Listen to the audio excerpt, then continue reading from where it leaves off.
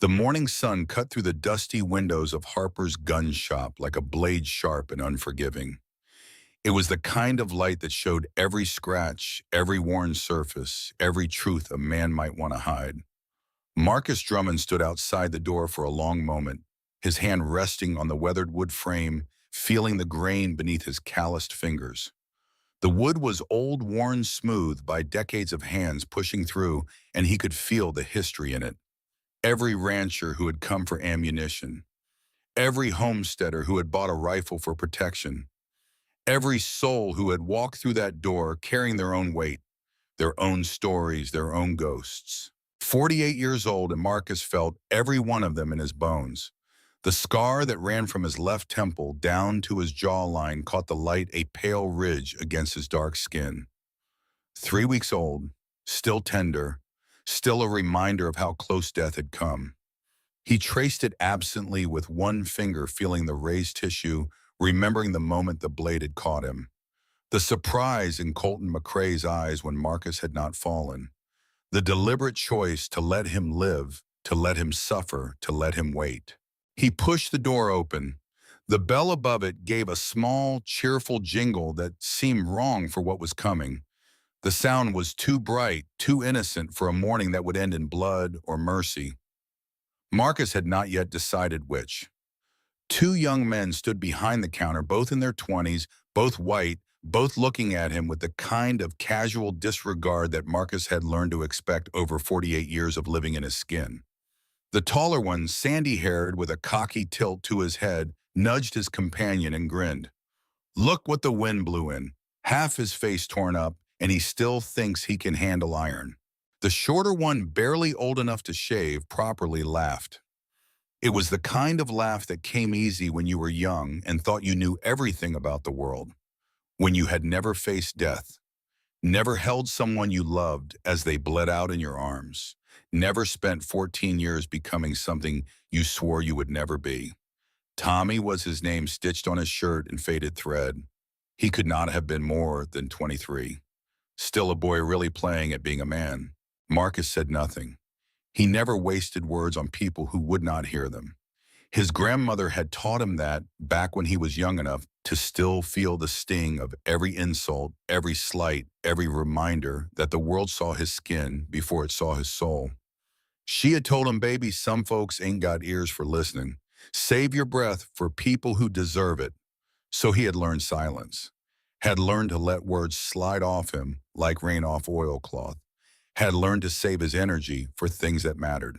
Instead, he looked at the exits, two, the front door behind him and a back entrance near the storage room, partially hidden behind a rack of gun belts. He looked at the windows, three, east-facing letting in the morning sun, west-facing still dark, and one small window in the office cracked open to let in air. He looked at the counter, at the glass cases displaying pistols and ammunition, at the shadows where a man could hide or where danger could come from. Behind the counter, under the stairs, in the narrow space between the shelving units. This was not browsing. This was survival. This was what 14 years of hunting men had taught him to do without thinking. Every room was a battlefield. Every shadow was a threat. Every person was either an ally or an enemy, and you decided which in the first 3 seconds, or you died. It was exhausting, this constant vigilance, but it had kept him alive when 6 men had wanted him dead. When he had walked into saloons and line shacks, in mining camps, knowing that the man he sought would try to kill him the moment recognition dawned. The shop smelled like gun oil and old leather and something else underneath. Time maybe. History. The kind of place that had seen generations pass through its doors buying weapons for protection or hunting or things darker than either. There was tobacco smoke in the walls, decades of it, and the faint metallic tang of gunpowder that never quite left a place like this. A clock ticked on the wall behind the counter, steady and patient, counting down to something Marcus could not name, but could feel in his gut. Every tick was a second closer to noon. Every talk was a heartbeat closer to the moment when Colton McCrae would walk through that door. He moved slowly toward the corner, his boots making soft sounds on the wooden floor. Each step deliberate, each movement measured. He wore a worn brown coat that had seen better years, the elbows patched, the hem frayed. Underneath was a simple shirt, clean but faded, and trousers held up by suspenders that had belonged to his father. His hands, visible now as he adjusted the leather case he carried, were rough. These were hands that had held reins and guns and the body of a dying woman. Hands that had built fences and dug graves and pulled triggers. Hands that had taken 6 lives and were preparing to take or spare a 7th. These were hands that knew work and grief in equal measure. The tall one behind the counter, Jesse, was the name stitched on his shirt, watched Marcus with narrowed eyes. There was something in his posture, a swagger that came from never having been truly tested, from never having stood in front of a man who wanted you dead and having to decide in a split second whether you were fast enough, good enough, lucky enough to survive. You lost friend. Dress shop is 2 doors down if you are looking for your lady, his companion. Tommy, according to his own shirt, snickered. It was a wet, unpleasant sound. Wet. Marcus stopped in the corner, his back against the wall, and turned to face them. His voice came out quiet and flat, the kind of voice that did not need volume to carry weight. I am exactly where I need to be. The words were simple, final. They held no anger, no defensiveness, no need to justify or explain. They simply were like the sun rising or water running downhill. Facts that existed independent of what anyone thought about them. Something in his tone made Tommy's smile fade, made Jesse stand up a little straighter. Marcus was not a large man, 5'10", maybe 170 pounds, but there was something about him that filled the space differently. The way he stood, perfectly balanced, weight distributed, so he could move in any direction without telegraphing his intent. The way his eyes moved, constantly scanning, never settling, always aware. The way he seemed to be constantly measuring distances, calculating angles, preparing for violence that might come from any direction at any moment. This was a man who had lived through things that boys like Jesse and Tommy could not imagine. This was a man who had walked into a camp one night and found his wife dead, 9 others scattered around like broken dolls, and had made a choice that cost him 14 years of his life and most of his soul. This was a man who had become something he never wanted to be because the alternative was living with himself, having done nothing. And somewhere deep down, in places they did not like to admit existed, Jesse and Tommy recognized it. The way a rabbit recognizes a wolf, the way prey recognizes predator. Jesse tried again, his voice less sure now, the bravado leaking away like water through a cracked bucket. What are you here for, then? We do not got much in the way of. Marcus set the leather case down on a barrel near his position, his movements careful, almost reverent. The case was old, the leather scarred and worn, the brass fittings tarnished. It had belonged to Aaliyah. She had kept her sewing supplies in it once, back when they still thought they would have a normal life. Back when they still believed the world was a place where good people could build good things and be left alone. I am waiting. Just that. Nothing more. 2 words that carried 14 years of weight, 14 years of hunting, 14 years of becoming something other than human, something harder, something that did not stop or quit or forgive. He shifted his weight slightly and rested one hand near the edge of his coat. Not threatening, not nervous, just aware. Always aware. The gun was there under the coat, hanging heavy on his hip. The Colt 1873 that Aaliyah had bought him from this very shop, back when she still thought she could save him from himself. Back when she still had hope. An older man stood near the display of rifle cases, pretending to examine a Winchester, but really watching everything with the sharp eyes of someone who had been a soldier once. Owen Fletcher, 62 years old, former cavalry scout with the kind of weathered face that spoke of years spent under an unforgiving sun. His skin was the color of old saddle leather, creased and lined like a map of hard years. His hair, what was left of it, was white as fresh snow, and his hands resting on the rifle case were spotted with age but steady as stone. He had been in the shop when Marcus walked in, and something about the way this man moved had caught his attention immediately. Not the scar, though, that was impossible to miss. Not the clothes, though they marked him as a man of modest means. The way he positioned himself, the way he read the room, the way every movement seemed calculated, purposeful, the actions of someone who understood that survival was a matter of inches and seconds, and never being where your enemy expected you to be. Owen had seen enough soldiers and scouts in his time to recognize someone who understood exits and angles and lines of sight. This man was not shopping. He was preparing. Preparing for what Owen could not say, but he had been around long enough to know when violence was coming. It was in the air like the smell before a thunderstorm. That electric tension that made the hair on your arms stand up and your gut clench with the certainty that something was about to break. Owen glanced at Marcus again, careful not to stare. The scar was new, the kind that came from a blade wielded with precision. Not a wild slash in a bar fight, not the desperate cut of someone trying to survive. This was deliberate, calculated. Someone had meant to kill this man and had come very close. The fact that the blade had caught him from temple to jaw, that it had opened his face but not his throat, spoke of either incredible luck or incredible skill. Owen suspected it was some of both. But here he stood, calm and patient, waiting for something or someone. The fact that he had come here to this shop at this specific time suggested the latter. Owen had been a scout for 20 years, had tracked Apache through country that would kill a man in a day if he did not know what he was doing, had read sign that most men would walk right past. And everything about Marcus Drummond was a sign pointing toward confrontation, toward a reckoning that had been a long time coming. Jesse leaned against the counter, trying to regain his earlier bravado. The mockery came easier when there was distance between him and the object of his ridicule. When the man was just some stranger with a torn-up face who probably deserved whatever had happened to him. When he did not have to look into eyes that had seen things Jesse had only heard about in stories. You waiting for someone special? Your lady friend coming to buy you something pretty?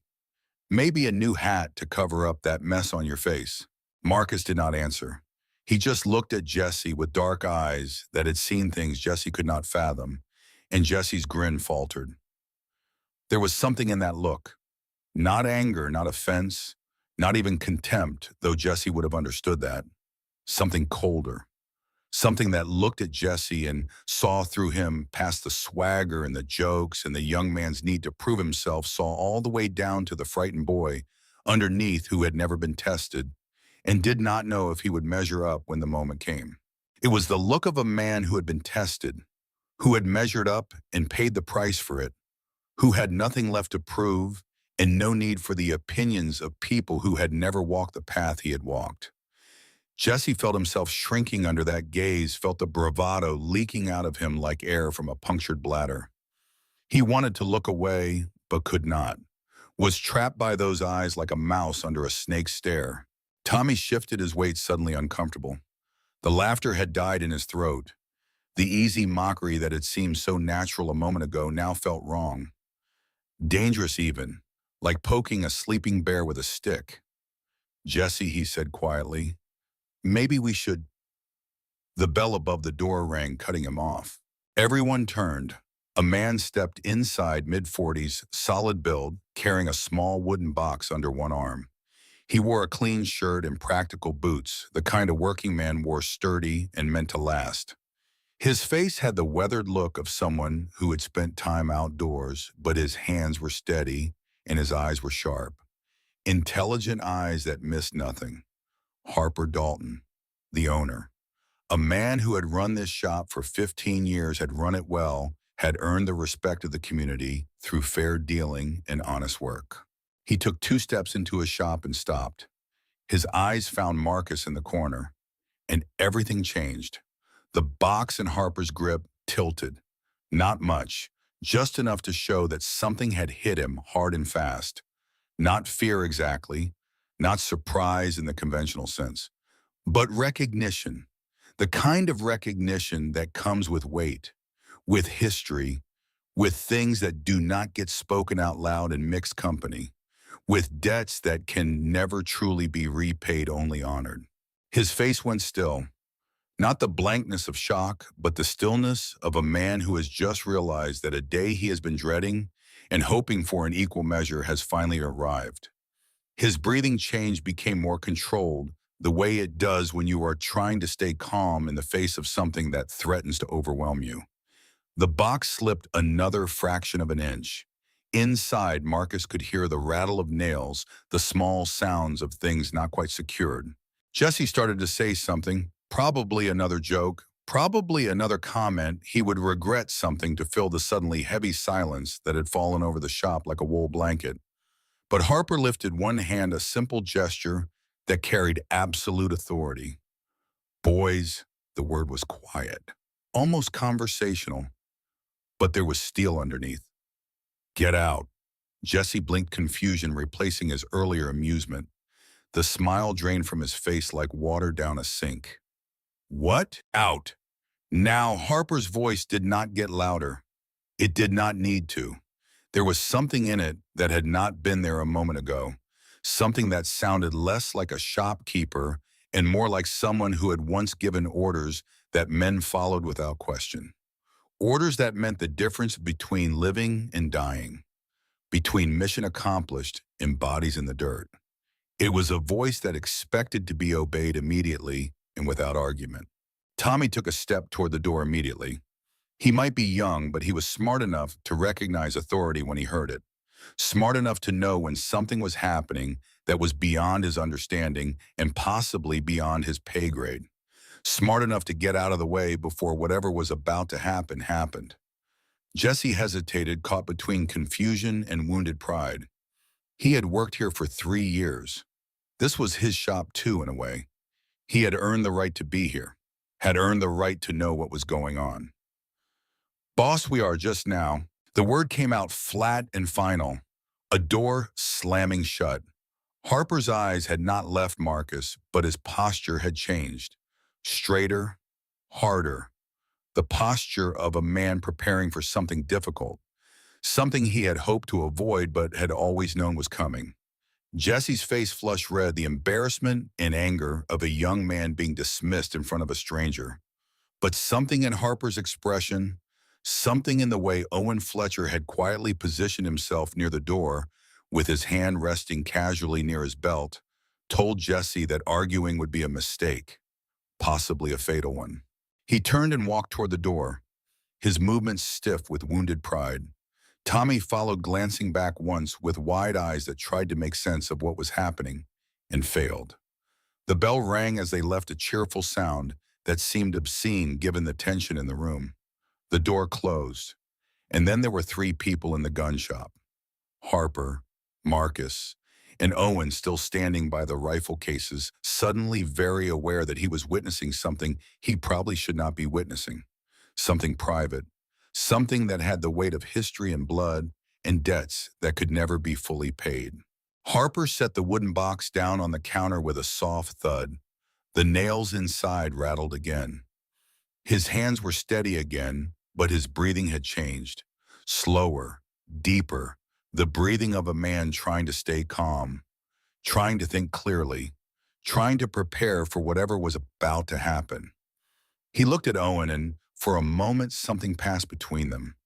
A silent understanding, a recognition that whatever was about to happen, Owen did not need to be part of it, should not be part of it. Sir, Harper said quietly, I apologize, but I need to ask you to step outside for a few minutes. The words were polite, deferential even, but there was no room for argument in them. Owen nodded slowly. He had been around long enough to know when to leave, when to give people space for things that needed to be private, for reckonings that had been years in the making, for moments that would define the rest of a man's life. But just before he reached the door, he paused, his hand on the frame, his back to both men. Mr. Drummond, Owen said softly, I know who you are. The words hung in the air like smoke.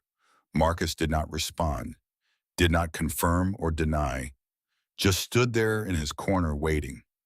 Owen stepped outside and closed the door behind him. The bell rang one last time, a small sound that seemed to echo in the suddenly quiet shop. And then it was just Harper and Marcus with the scar. The silence stretched out between them like something physical. Not awkward exactly, not tense in the way of two men about to fight, but heavy.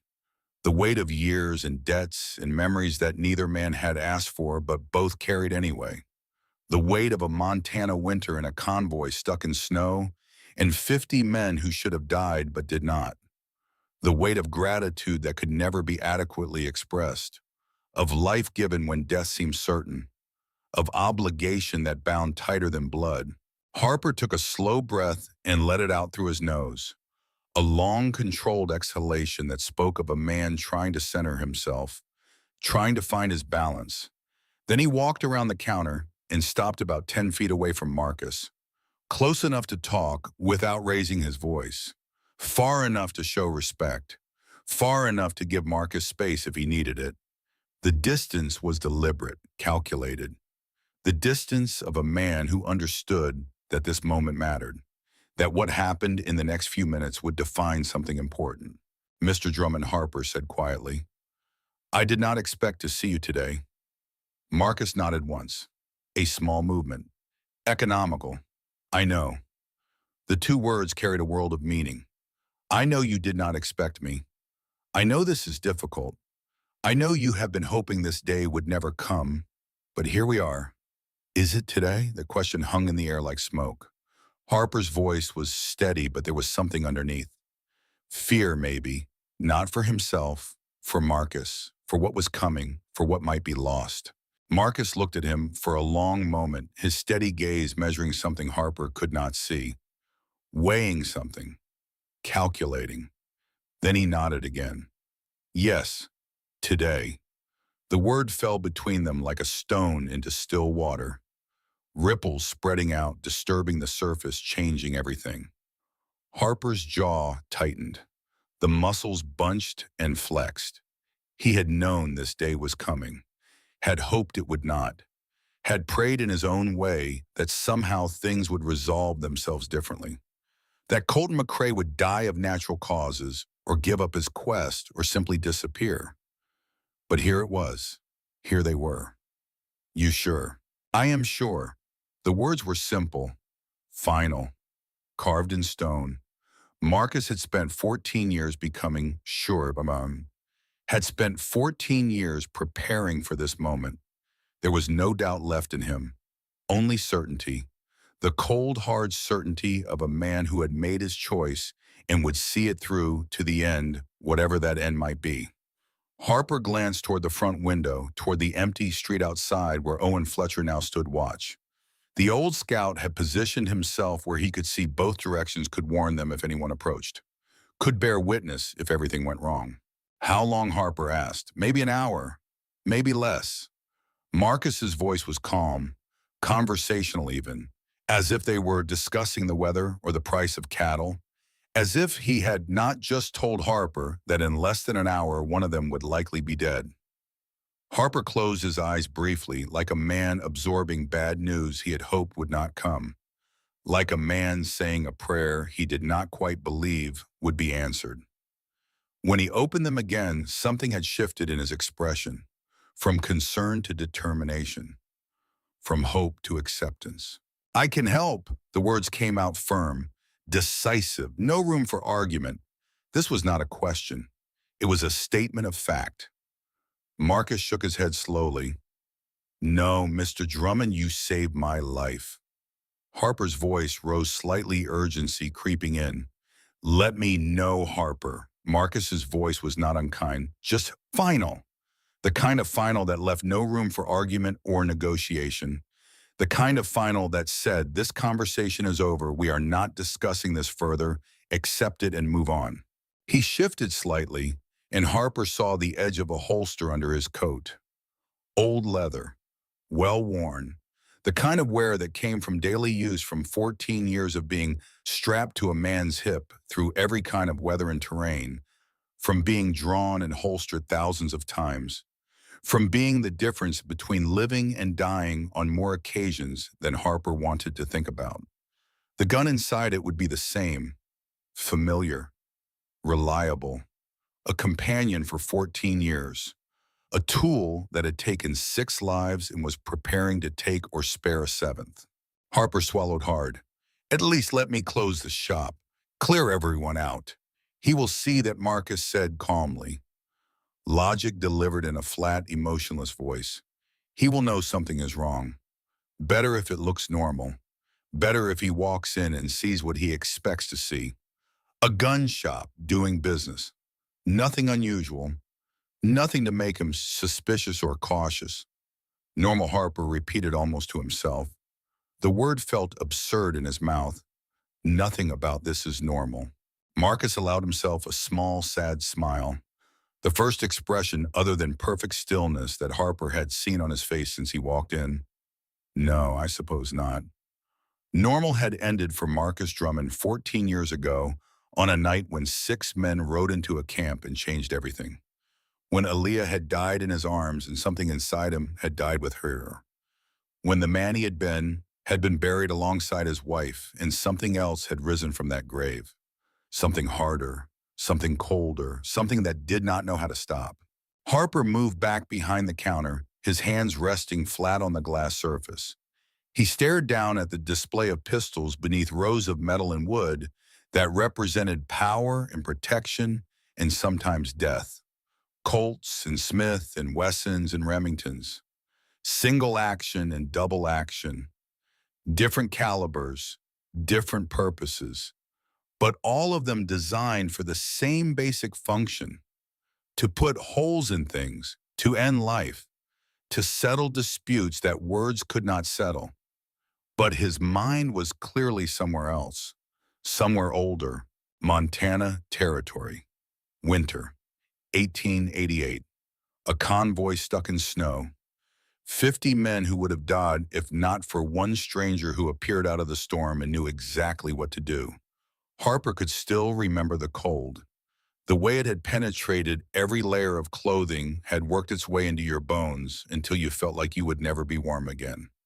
The way the wind had howled across the open ground carrying snow that stung like thrown sand. The way hope had slowly leaked away as they realized they were not getting unstuck, that they were going to freeze to death out there. And then he had appeared, a man on horseback emerging from the storm like a ghost, had not introduced himself, had not asked permission, had just started looking at the situation, walking the whole line of wagons, checking the angles, the weight distribution, the terrain.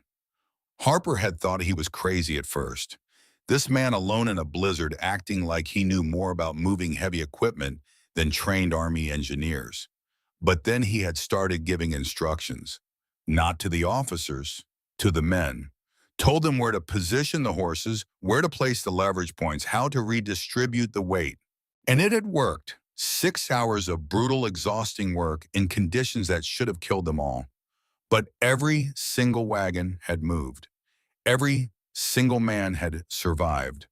And by the time they made it out of that pass, the temperature had dropped another 20 degrees.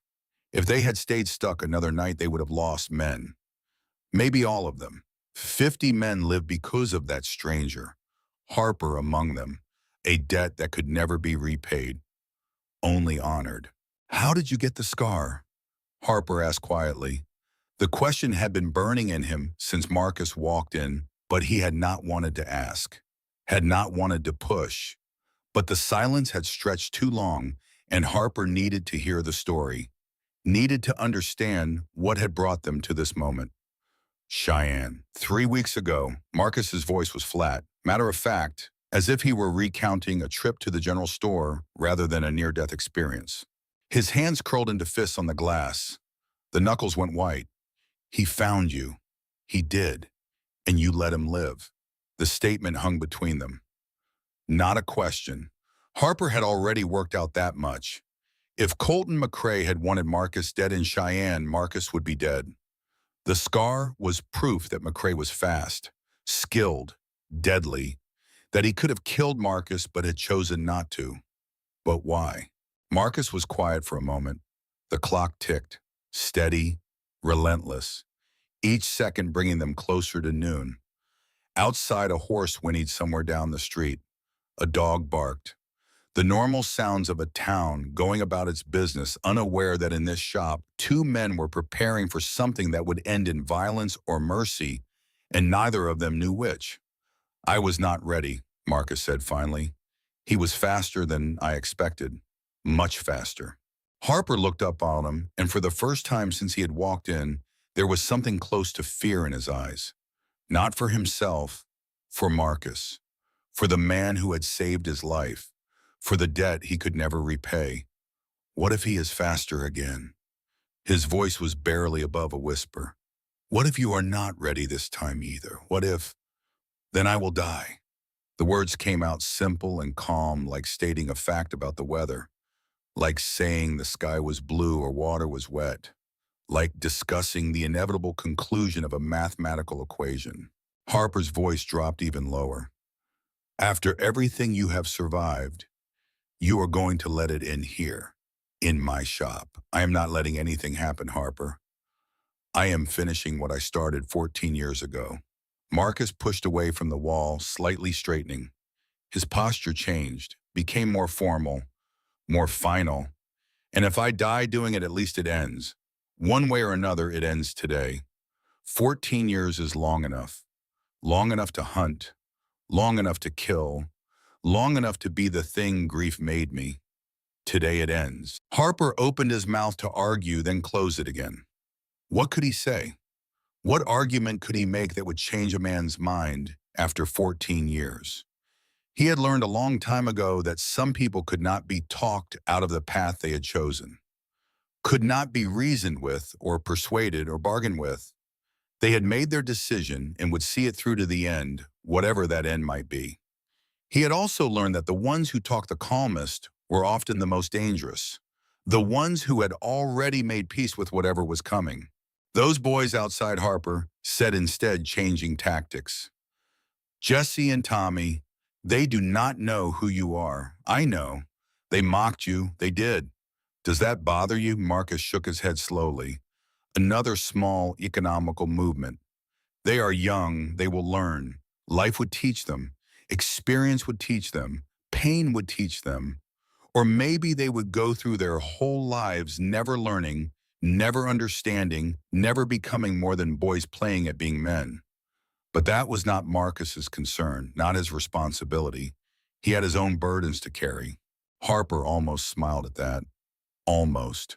But the situation was too heavy for smiles, too weighted with history and obligation and the knowledge that in less than an hour someone would probably die. You were always like this, even back then. Marcus looked at him with something that might have been curiosity. Back then I was different. No, Harper said firmly, shaking his head. You have always been exactly who you are. The rest of us just did not see it right away. Took us time to understand what we were looking at. Outside boots scraped on the wooden sidewalk. Both of them heard it. The sound of leather on wood. Deliberate, purposeful. Owen Fletcher positioning himself where he could watch the street, where he could see danger coming from either direction, where he could bear witness to whatever was about to happen. Harper noticed Marcus's eyes flick toward the sound, then back to him. A fraction of a second. No more. But in that fraction of a second, Harper saw the calculation happening. Saw Marcus measuring distances, planning movements, preparing for every possible scenario. He stayed, Harper said. Owen, he said he knows who you are. Marcus nodded. Old cavalry scout. He would. Men like Owen Fletcher made it their business to know things, to understand who was who and what was what, to recognize when someone was dangerous not because they wanted to be, but because circumstances had made them that way. Men like Owen had survived decades in uniform by being able to read people, by knowing when to fight and when to run and when to stand witness. Harper leaned forward slightly, his voice urgent now, trying one more time to change the course of events, to alter the trajectory that had been set 14 years ago. Mr. Drummond, if this goes wrong, it will not. But if it does, then you tell them I died doing what I chose to do. Nothing more. No excuses, no justifications. No attempts to make it more than it was. Just a man who made a choice and lived or died by that choice. Marcus reached into his coat and pulled out the leather case he had set down earlier. He placed it carefully on the barrel beside him and opened it with slow, deliberate movements, each motion precise, controlled. Inside was a gun, but not just any gun. Harper recognized it immediately. His breath caught, his chest tightened. That is, it is, Marcus confirmed. The Colt Single Action Army, Model 1873, serial number 1 28394, manufactured in 1885. Every word delivered with the precision of someone reciting scripture.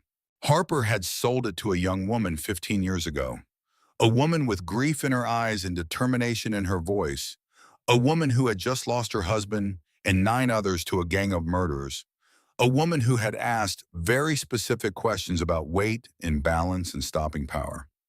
Questions that had made Harper uncomfortable even then. Questions that suggested she intended to do something that a shopkeeper probably should not enable.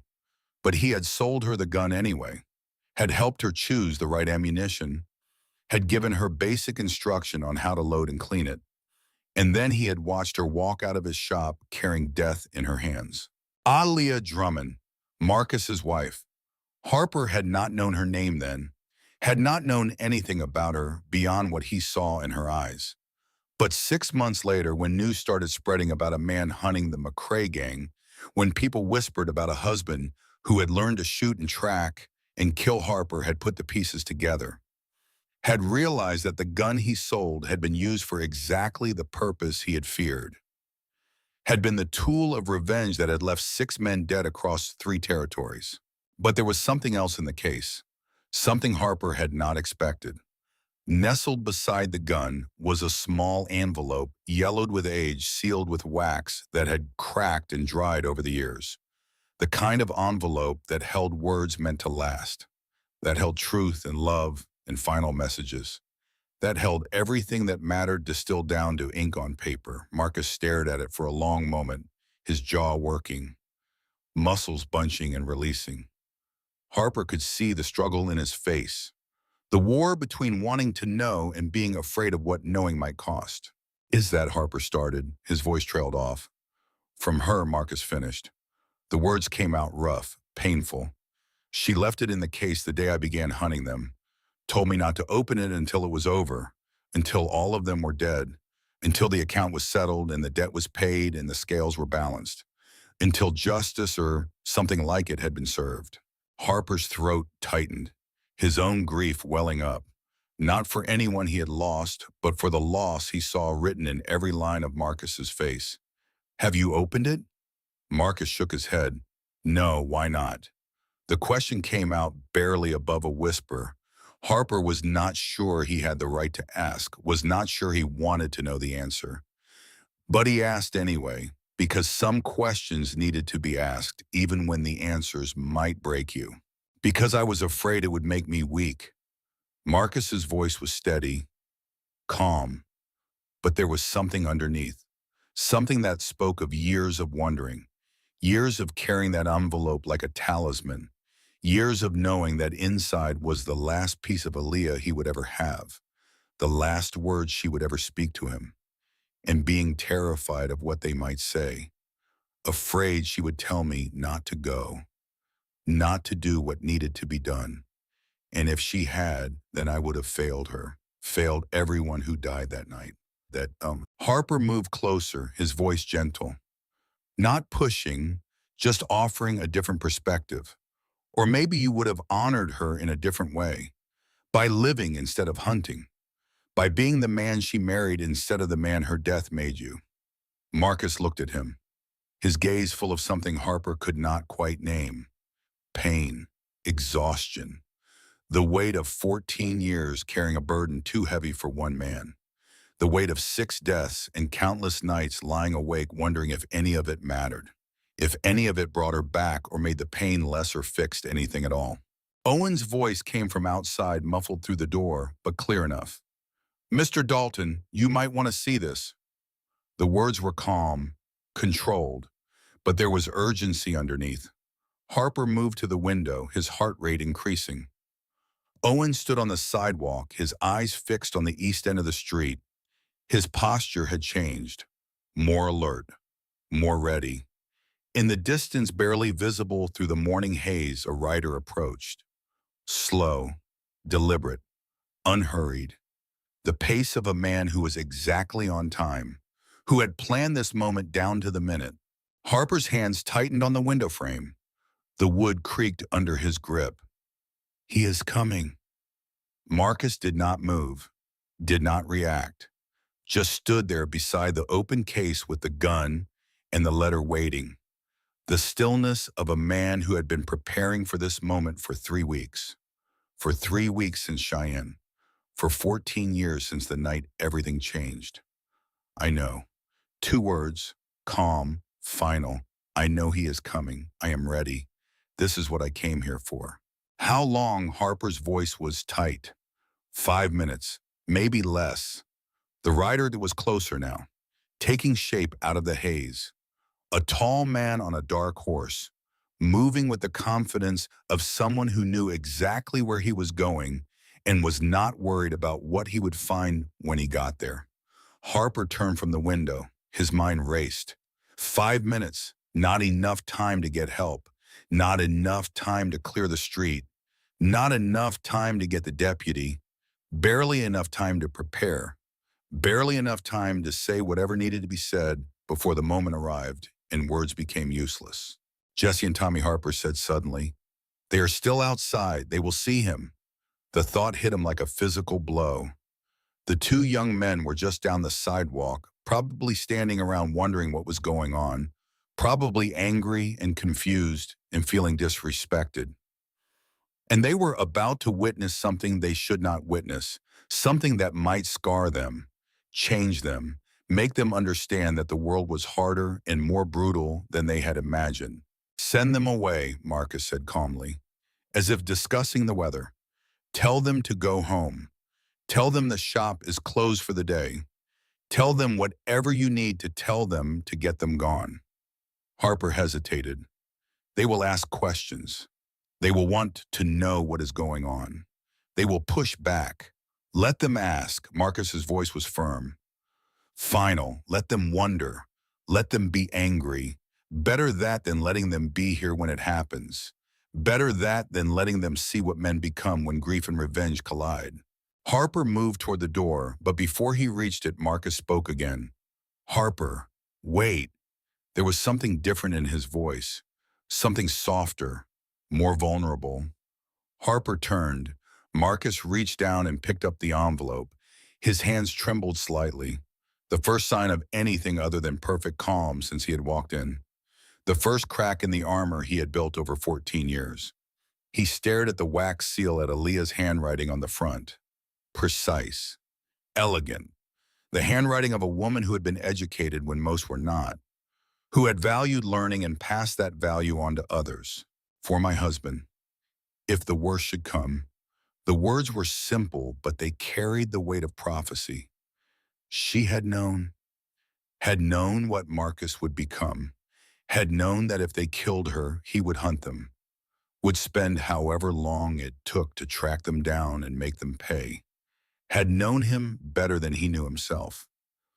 Harper waited, giving him space, giving him time, not pushing, just being present, being witness. Finally, Marcus broke the seal. The wax crumbled in his fingers like dust, like the passage of time made physical.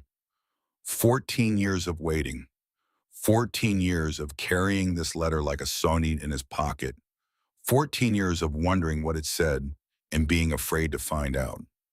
He unfolded the paper, inside yellowed and fragile, the ink faded, but still legible, and began to read. His eyes moved across the words slowly, carefully, as if each one was precious, as if each one was the last piece of her voice he would ever hear. Harper watched his face, watched the way his eyes moved across the words, watched the way his jaw tightened and his breath came shorter and his hands gripped the paper like it was the only thing keeping him standing. Watched the way something inside him broke. the crack widening, the armor falling away. The man underneath finally visible after 14 years of being buried under grief and rage and the need for justice. When Marcus finished reading, he carefully folded the letter and placed it back in the envelope.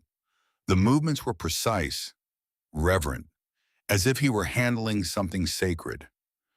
Then he looked at Harper, and Harper saw something he had never seen in those dark eyes before. Tears, not falling, not yet, but there, visible, real. The first tears in 14 years. Marcus. Harper's voice was gentle. What did she say? Marcus's voice was rough, broken, like something that had been held together by will alone and was finally coming apart. She said Harper waited, not pushing, just giving space.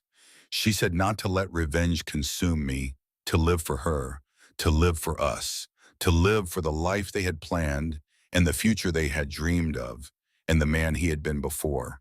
That the man she married was gentle, that I should not lose him in the hunt.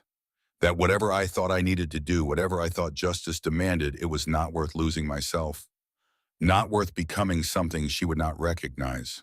The words settled into the room like stones dropping into deep water, ripples spreading out, changing everything. Harper felt something twist in his chest, felt his own throat tighten, felt the weight of what Marcus had carried for 14 years. The weight of knowing that his wife had begged him not to do exactly what he had done, that she had seen what was coming and had tried to save him from it, and he had ignored her, had chosen revenge over her final wish, had spent 14 years becoming exactly what she had begged him not to become. Did she know, Harper asked quietly, that you would spend 14 years hunting them? I think she did, Marcus said softly, his voice barely above a whisper. I think she knew me better than I knew myself. I think she looked at me that day when I told her I was going after them, and she knew I would not stop, knew I would not rest, knew I would hunt them to the ends of the earth if that is what it took. He looked down at the gun in the case at the weapon that had taken 6 lives. And I did it anyway. Spent 14 years becoming something she begged me not to become.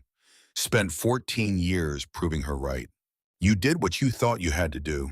Harper's voice was gentle, trying to offer comfort, trying to ease the burden, but the words rang hollow even as he said them. What I wanted to do, Marcus corrected. The distinction was important, precise. There is a difference. I could have stopped, could have chosen differently, could have honored her by living instead of hunting.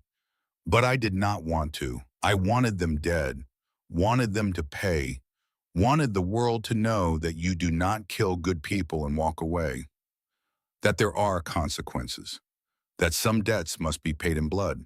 Outside, the sound of hoof beats grew louder, closer, the slow, steady rhythm of a horse moving at a walk, not hurried, not fleeing, just moving with purpose toward a destination that had been set 3 weeks ago in Cheyenne. 3 weeks since the blade had opened Marcus's face.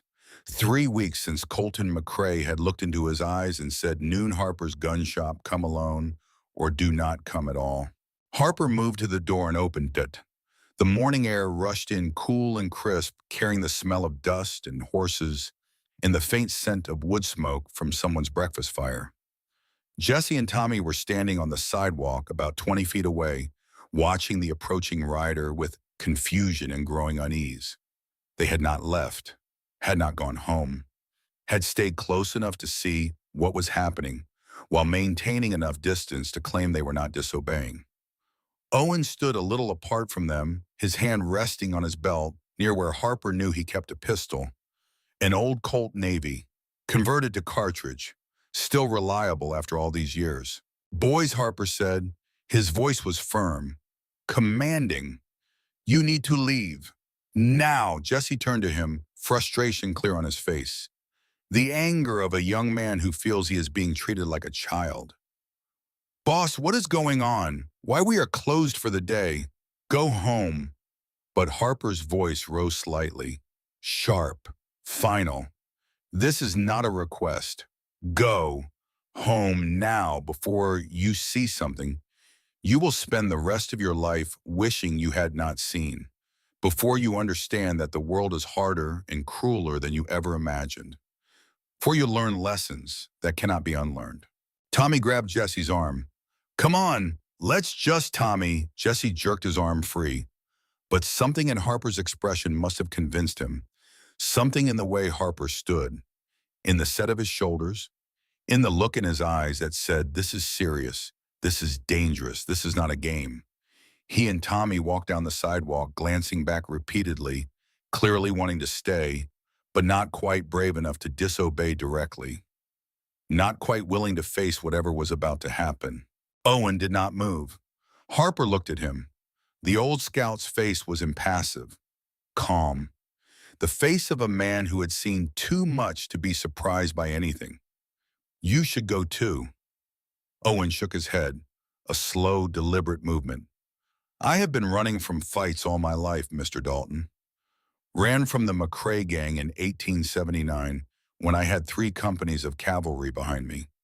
We tracked them for 60 days through the Bitterroots, through country that would kill you if you made one mistake, and we lost them.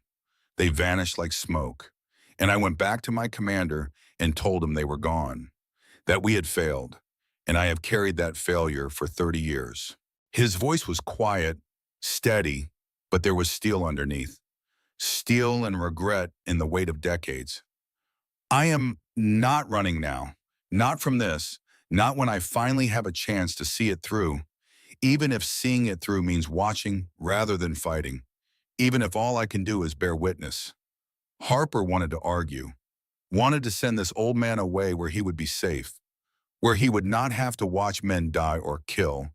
Where he would not have to carry one more memory of violence.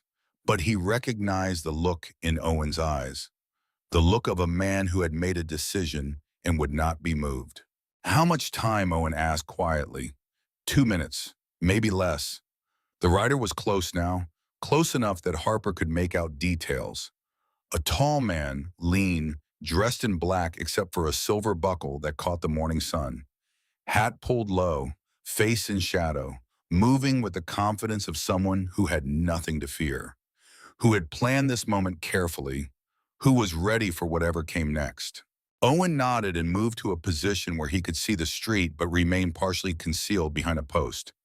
His hand stayed near his pistol, ready, but not eager, not looking for violence, just prepared for it if it came. Harper went back inside. The shop felt smaller now, tighter, as if the walls were closing in, as if the air itself was thicker, harder to breathe. Marcus had taken the gun from the case now. He was checking the cylinder with practiced efficiency. The movement's automatic, muscle memory built over 14 years, 6 rounds, all loaded. The brass cartridges gleamed dully in the morning light, each one a promise, a possibility, an ending waiting to happen. He ran his thumb over the custom walnut grip, worn smooth from years of use, from being drawn and holstered thousands of times, from being held through cold nights and hot days, from being the constant companion of a man who had left civilization behind and become something else, something that hunted, something that killed, something that did not stop. This gun had become part of him, an extension of his will, his judgment, his grief transformed into leaden powder and death. Harper moved behind the counter and pulled out a Winchester shotgun, model 1887, lever action, 12 gauge. He began loading shells with steady hands, the muscle memory of a man who had handled firearms all his life, who had grown up with guns, who understood them as tools, as necessary equipment for living in a place where the law was distant and help was often measured in days or weeks rather than minutes. The shells clicked into place. 1, 2, 3, 4, 5. Each one a decision, each one a line crossed. Marcus watched him. Harper, you do not owe me this. Yes, Harper said simply, firmly, no room for argument. I do. You saved my life, and the lives of 49 other men. That is not a debt that can be repaid with money or thanks or anything else. It is a debt that can only be honored, and I am honoring it now. By standing with you, by being willing to fight if fighting is what it takes, by refusing to let you face this alone. Marcus was quiet for a moment. Then Montana, 1888, the convoy. You remember, how could I forget 50 men who would have died in that storm? You saved us. Harper's voice was thick, emotional. You were trapped. Someone needed to help. Marcus's response was simple, matter of fact, as if there had been no other choice, as if walking into a blizzard to save strangers was just what you did, as if heroism was just common decency. Harper finished loading the shotgun and set it on the counter. The wood and metal made a solid sound against the glass. Final, ready, you could have kept riding, could have saved yourself and left us to freeze. Why did you stop? The question had haunted Harper for 16 years, had kept him awake some nights. Not because he was ungrateful, but because he needed to understand, needed to know what made a man risk his life for strangers, what made a man choose to help when he could have just kept riding, just kept moving, just saved himself. Marcus looked at him with his steady gaze. Because my wife taught me that we are all responsible for each other, that turning away from someone in need makes you complicit in their suffering, that we are bound together, all of us, whether we know each other or not, and that the only thing that separates us from the animals is that we can choose to help, can choose to be better, can choose to carry each other when caring is needed. She believed that, taught it to children every Sunday, lived it every day, and I believed it too, once before, when I was still the man she married. Harper felt his throat tighten. She sounds like she was a remarkable woman. She was, Marcus said quietly, the first soft words Harper had heard from him all morning. And I dishonored her memory by spending 14 years killing instead of living, by becoming exactly what she begged me not to become, by proving that her faith in me, her belief that I was better than this was misplaced. The hoofbeats stopped outside. The sudden silence was deafening. Harper's hand went to the shotgun. Marcus holstered his gun and moved back to his position in the corner. Not hiding, not seeking cover, just positioning himself where he had clear lines of sight to everything that mattered. The door, the windows, the back exit, all the places where death might come from. The bell above the door gave its cheerful jingle, an obscene sound given what was about to happen.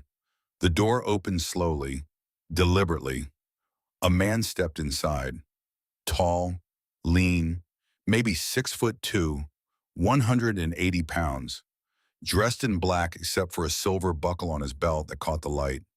His hat was pulled low, but his eyes were visible beneath the brim.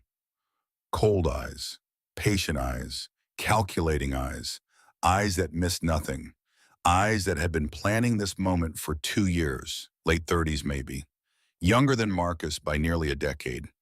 His face was clean-shaven, his hands were steady, not the hands of a clerk, the hands of someone who had been preparing for this moment for a very long time, who had spent 2 years learning to shoot, to track, to kill, who had given up everything for this moment.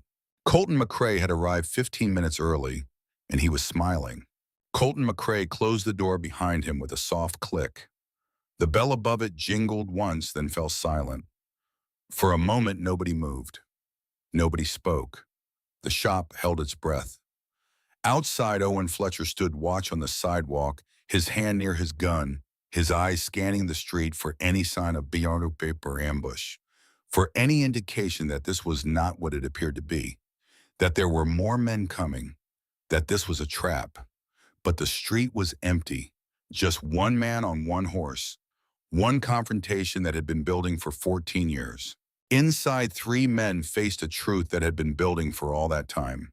Harper behind his counter with his shotgun, Marcus in his corner with his Colt, Colton in the doorway with his own gun, holstered but ready.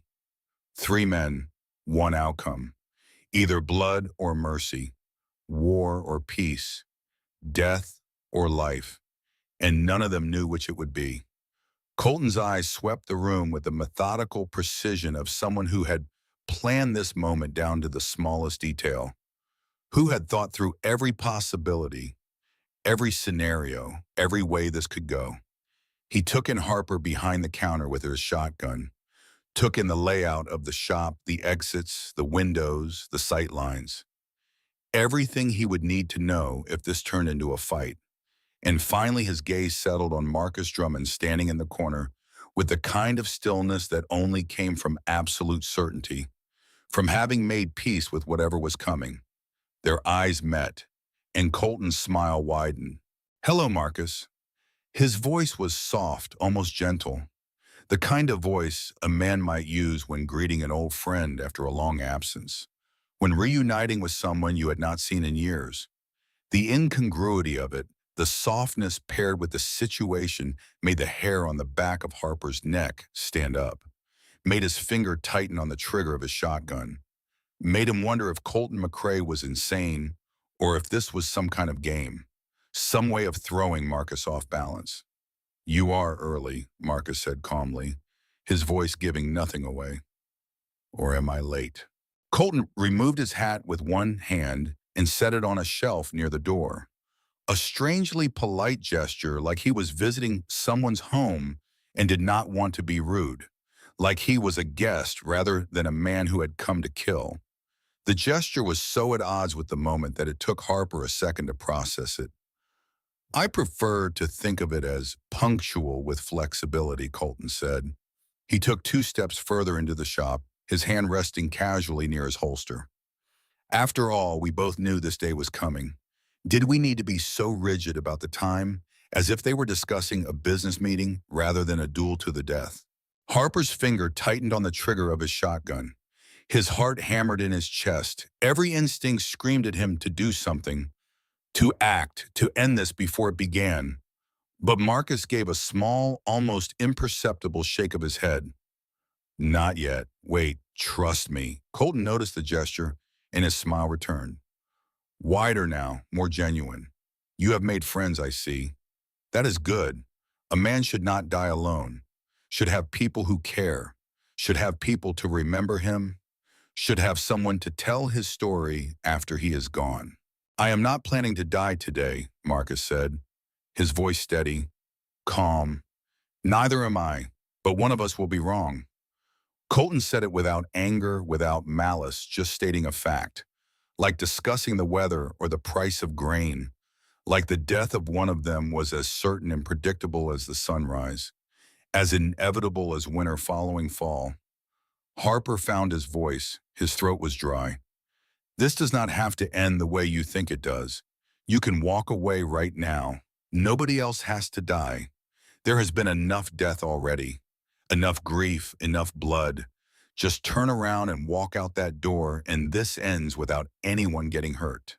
Colton looked at him with something close to pity, the look of someone who understood that the other person did not understand, could not understand, would never understand unless they had walked the same path. "And you are Harper Dalton. I own this shop." The words came out with more confidence than he felt. Colton's eyes flickered with recognition, a light coming on, pieces falling into place. Ah, the convoy, Montana, winter of 1888. Marcus saved your life and 49 others. Harper's eyes widened, surprise and something like fear. "How did you know that? How could you possibly know that?" "I spent 2 years learning everything about him." Colton said, his voice still soft but with an edge now, an intensity that had not been there before. Every place he went, every life he touched, every person who might matter to him, every connection, every friend, every debt, every obligation. Because I needed to understand, needed to know who this man was who killed my brothers, who took them from me one by one, who hunted them like animals across 3 territories for 18 months. He turned his attention back to Marcus, his focus absolute. "I know about the Pinkerton agent in Denver who taught you to shoot. Clarence Hayes, former Buffalo soldier, fought in the Indian Wars. survived things that would have broken most men, taught you everything he knew. I know about the Crow Scout in Wyoming Territory, runs like wind, taught you to track, to read sign, to move through country without being seen, to become a ghost. Marcus's expression did not change, but Harper saw his jaw tighten slightly, saw the muscles bunch, saw the first sign that Colton's words were having an effect. I know how long it took you to find each of my brothers, Colton continued, his voice taking on a rhythmic quality, like a recitation, like a prayer or a curse. 18 months total. James first in Billings shot him in the street after calling him out in front of 20 witnesses. Fair fight. You gave him every chance. Thomas second in Missoula ambushed him at dawn outside a boarding house, caught him when he stepped out for his morning coffee, before he even knew you were there. Daniel and William together holed up in a line shack in the Bitterroots. You burned them out after 5 days. Waited until they had no food, no water, no choice but to come out. And then you killed them as they ran. Stop! Harper said, his voice hard, angry. This is not necessary. You have made your point. Colton ignored him, kept talking, kept reciting, as if Harper had not spoken, as if there were only two people in the room.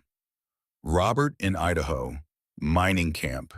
You tracked him for 3 weeks through some of the worst country in the territory, through mountains and rivers and places where men disappeared and were never found. And you found him anyway. And Samuel, the youngest in Cheyenne, face to face in a saloon, 30 witnesses. You gave him a fair chance to draw, just like James, just like you gave all of them. He paused, let the silence stretch. You were always fair. I will give you that. My brothers never were, but you gave each of them a chance, more than they gave your wife, more than they gave those other 9 people.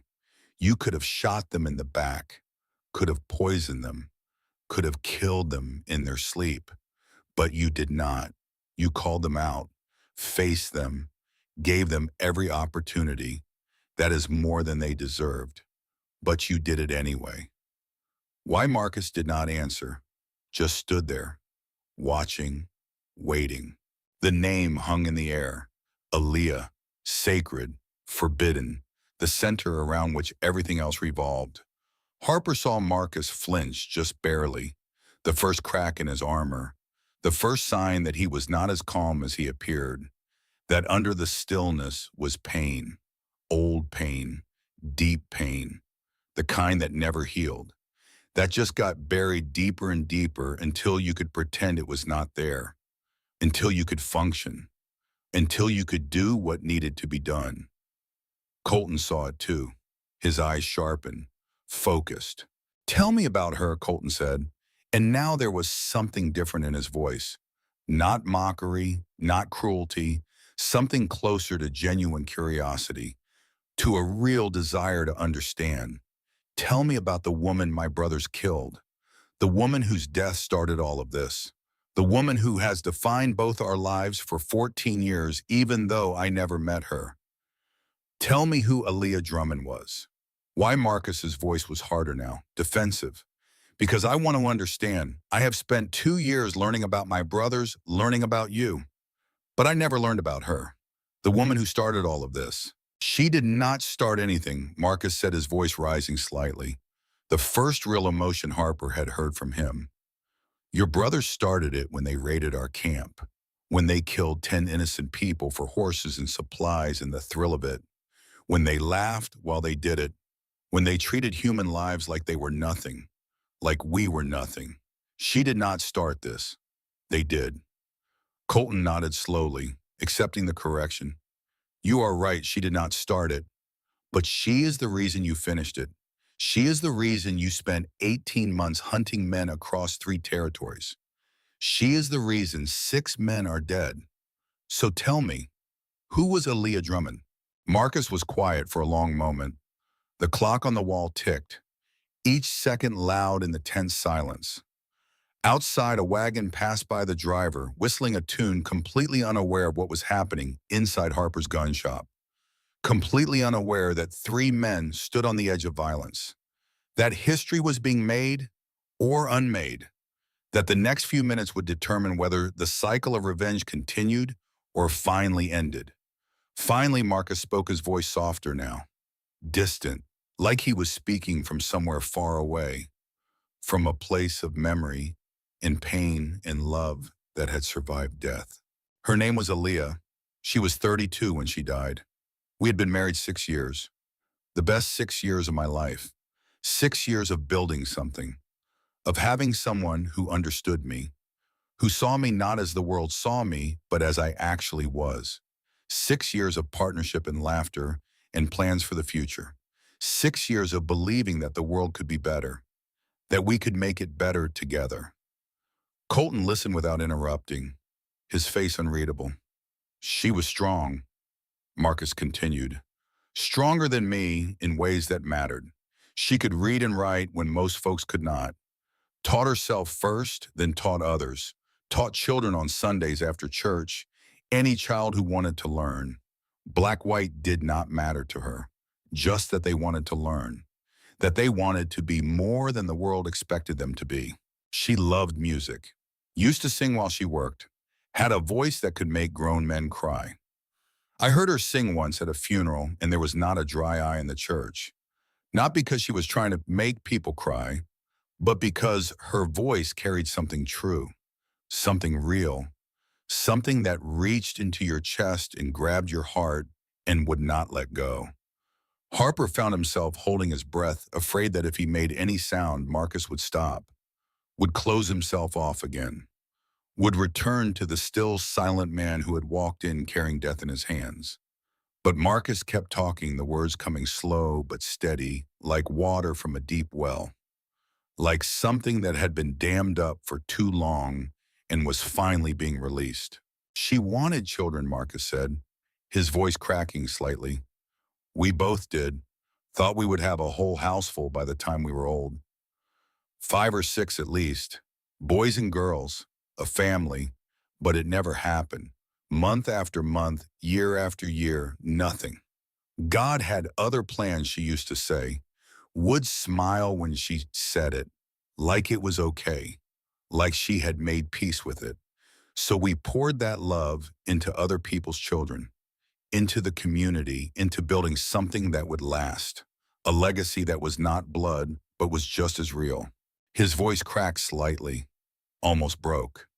And then your brothers took all of that away in one night, took her, took our future, took everything we had built and burned it to the ground, took the plans we had made, the dreams we had dreamed, the life we were going to live, all of it gone in the time it takes to pull a trigger, in the time it takes to laugh while innocent people die, in the time it takes to ride away and forget that the people you killed mattered, that they had lives, had families, had futures. Colton's expression was unreadable, his face a mask. For what? A few horses, some supplies, the thrill of it. Marcus's hands clenched at his sides, the first overtly physical reaction Harper had seen. They laughed while they did it. I heard them. I was checking the horses, heard the gunfire, heard them joking and laughing like it was all some kind of game, like the people they were killing were not real, were not human, were just targets, just things to be used and discarded. Harper's throat was tight. He had known the broad strokes of Marcus's story. Everyone in the territories knew about the Drummond widower who had hunted the McCrae gang. But hearing the details, hearing the pain underneath the calm words, hearing the love that had survived 14 years of hate, it was different, it was real, it was unbearable. And that is why you hunted them, Colton said. Not a question, a statement, an acknowledgement. Yes, for 6 months I did nothing but learn. Learned to shoot until my shoulder was black with bruises, until my hands bled, until I could put 6 shots into a playing card at 20 paces. Learned to track until I could follow a man across rock, across water, across any terrain in any weather. Learned to survive on nothing, to go days without food, to sleep light and wake ready, learn to become the thing they feared, the thing that would not stop, that would not quit, that would follow them to the ends of the earth if that is what it took. And then I spent 18 months finding them, one by one, territory by territory, camp by camp, town by town, until they were all dead. Did it bring her back, Colton asked. The question hung in the air, simple, devastating. No. Did it make the pain go away? No. Did it fix anything at all? Did it make you feel better? Did it give you peace? Did it let you sleep at night? Did it do anything except make you into something you never wanted to be? Marcus looked at him for a long moment. Then he reached into his coat and pulled out the envelope. The letter from Malia. He held it up so Colton could see. The yellowed paper, the faded ink, the broken wax seal. She knew, Marcus said quietly. She knew what I would become if they killed her. Knew I would spend years hunting them. And she begged me not to. Begged me to live instead of just survive. To honor her by being the man she married, not by becoming the thing that destroyed her killers. To choose life over revenge. To choose mercy over justice. To choose the future over the past. He carefully unfolded the letter, his hands steady now, despite the tears in his eyes. I only read this 20 minutes ago. After 14 years of carrying it, I finally opened it. 20 minutes ago, I broke the seal and read the words she wrote, knowing she might die, knowing I might need them, knowing that if the worst happened, these would be her final words to me. And do you know what it said? Colton shook his head, waiting. It said Marcus's voice was rough now, breaking that the man she married was gentle, that I should not lose him in the hunt, that revenge would consume me if I let it, that she wanted me to live, truly live, not just exist, not just move through the world like a ghost, not just hunt and kill and become something hard and cold and empty. She wanted me to love again, to laugh again, to build again, to be again, to be the man I was when she knew me, the man she fell in love with, the man she believed I still could be. The words settled into the room like stones, like monuments, like truth carved in granite. Colton's expression shifted. Something in his eyes, not quite doubt, not quite regret, but something. A crack in his certainty, a question where before there had been only answers, and yet you did it anyway, he said, his voice quieter now, less certain. I did, Marcus confirmed, because I was angry, because I wanted them to pay, because living felt impossible when she was gone, and they were still breathing. Because I could not stand the thought of them out there somewhere laughing, drinking, living their lives while she was in the ground, while her voice was silenced, while her dreams were dust. So I ignored her final wish, ignored what she wanted, ignored who I was, and I became what I needed to become to kill them. He folded the letter again, placed it carefully back in the envelope. The movements precise, final. I became exactly what she begged me not to become. Spent 14 years proving that her faith in me, her belief that I was better than revenge was misplaced. Spent 14 years dishonoring her memory while telling myself I was honoring it. Spent 14 years lying to myself about what I was doing and why. The silence that followed was different from before, heavier, more fragile. Like the whole room was balanced on the edge of something, and the slightest movement could send it tumbling one way or the other. Like history itself was holding its breath. Harper wanted to speak, wanted to say something that would break this tension, but he could not find the words, could not think of anything that would help, that would change what was happening. This was between Marcus and Colton now. Between two men shaped by the same violence carrying different pieces of the same grief. Two men who had both lost people they never knew, who had both spent years becoming something they never wanted to be, who had both sacrificed everything for ghosts. Colton moved slowly toward the center of the shop, not aggressive, just closing the distance slightly. His hands stayed near his holster. but made no move to draw. Not yet. Can I tell you something, he asked. Marcus waited. I loved a woman once. Her name was Mary. We were going to get married, have a family, build a life together. She worked in a millinery shop, made hats, beautiful hats, had these hands that could shape felt and ribbon into art. We were going to have 3 children, buy a house with a porch, grow old together. Had it all planned out. Harper's eyes flickered to Colton's left hand. No ring, no tan line where a ring had been. Colton noticed. We never made it that far. Because in 1882, I got a letter from a lawyer in Billings. Said my half-brother James had been killed. Shot dead by a man named Marcus Drummond in front of 20 witnesses. Said there was a small inheritance. Some personal effects. Nothing of value. But the letter changed everything. Because suddenly I had a past I never knew existed. He paused, let the words sink in. I did not believe it at first. Did not even know I had a half-brother. My mother had kept me away from that side of the family my whole life. Never told me about them. Never explained why. Just said my father was dead and that was that. But the letter made me curious, made me start asking questions, made me start digging into a past I had been protected from my whole life. Started learning about these brothers I never knew I had. And then another letter came. Another brother dead. Thomas shot outside a boarding house in Missoula. Then Daniel and William burned out of a line shack. Then Robert killed in a mining camp. Then Samuel shot in a saloon in Cheyenne. He walked slowly along the edge of the shop, his boots making soft sounds on the wood floor. 6 letters over 18 months. 6 brothers I never knew. All dead. All killed by the same man.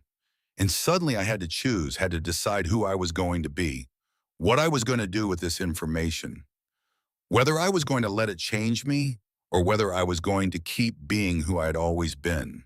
Colton stopped and turned to face Marcus directly. I could keep being who I was, a clerk in a land office, a man with a fiancée and a future and a normal life, a man who went to work and came home and planned a wedding and saved money for a house, a man who was happy, or I could become something else, someone who honored his blood, someone who made you pay for what you did, someone who became the 7th brother even though I had never known the other 6. Harper's voice came out barely above a whisper. What did you choose? Colton's smile was bitter, sad, filled with regret. I chose wrong. I broke off my engagement. Told Mary I had something I needed to do, something I owed to family I had never met, something I could not explain, but that she needed to trust me about. She begged me not to, begged me to let it go, to choose her, to choose us, to choose the life we had planned.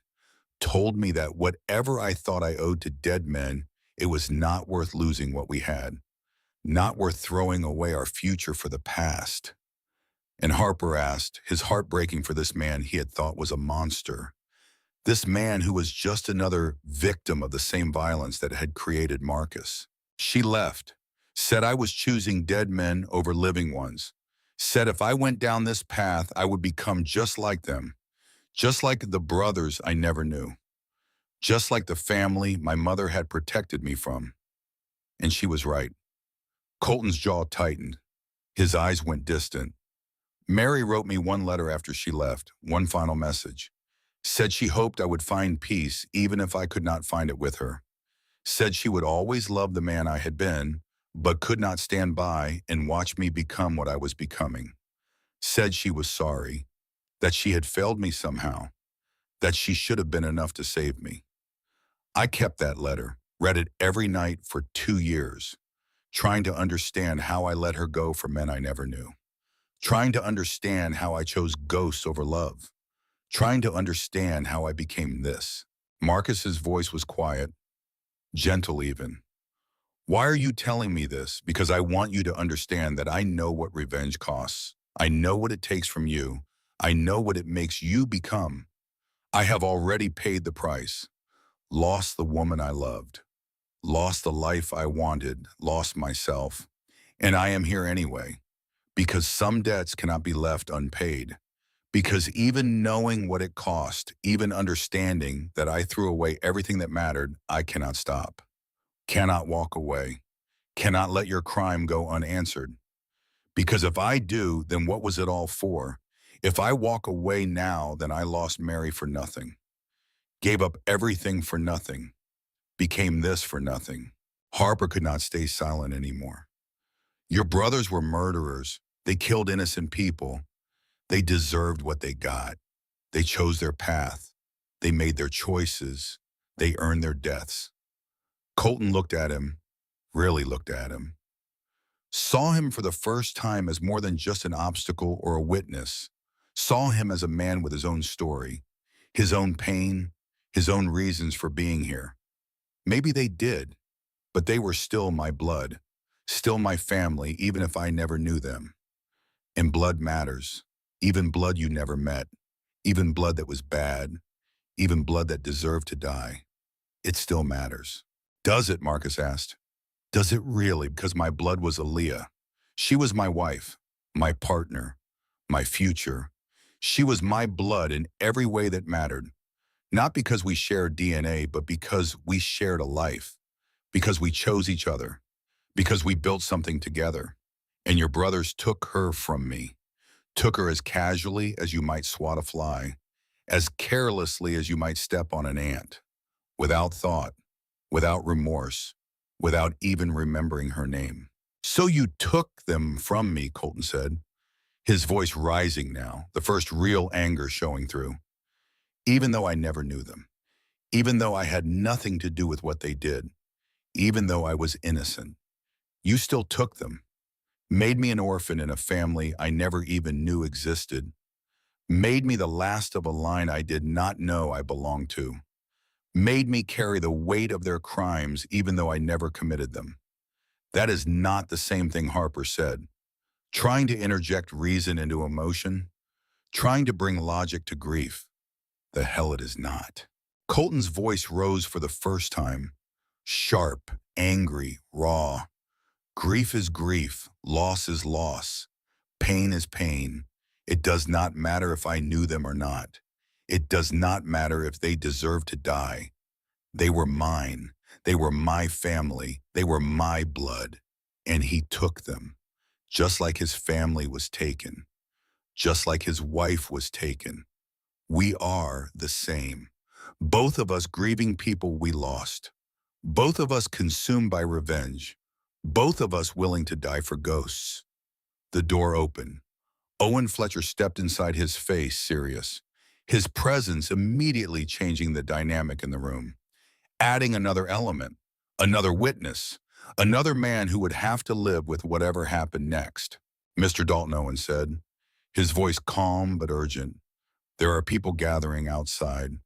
Word is spreading. The whole town will know soon.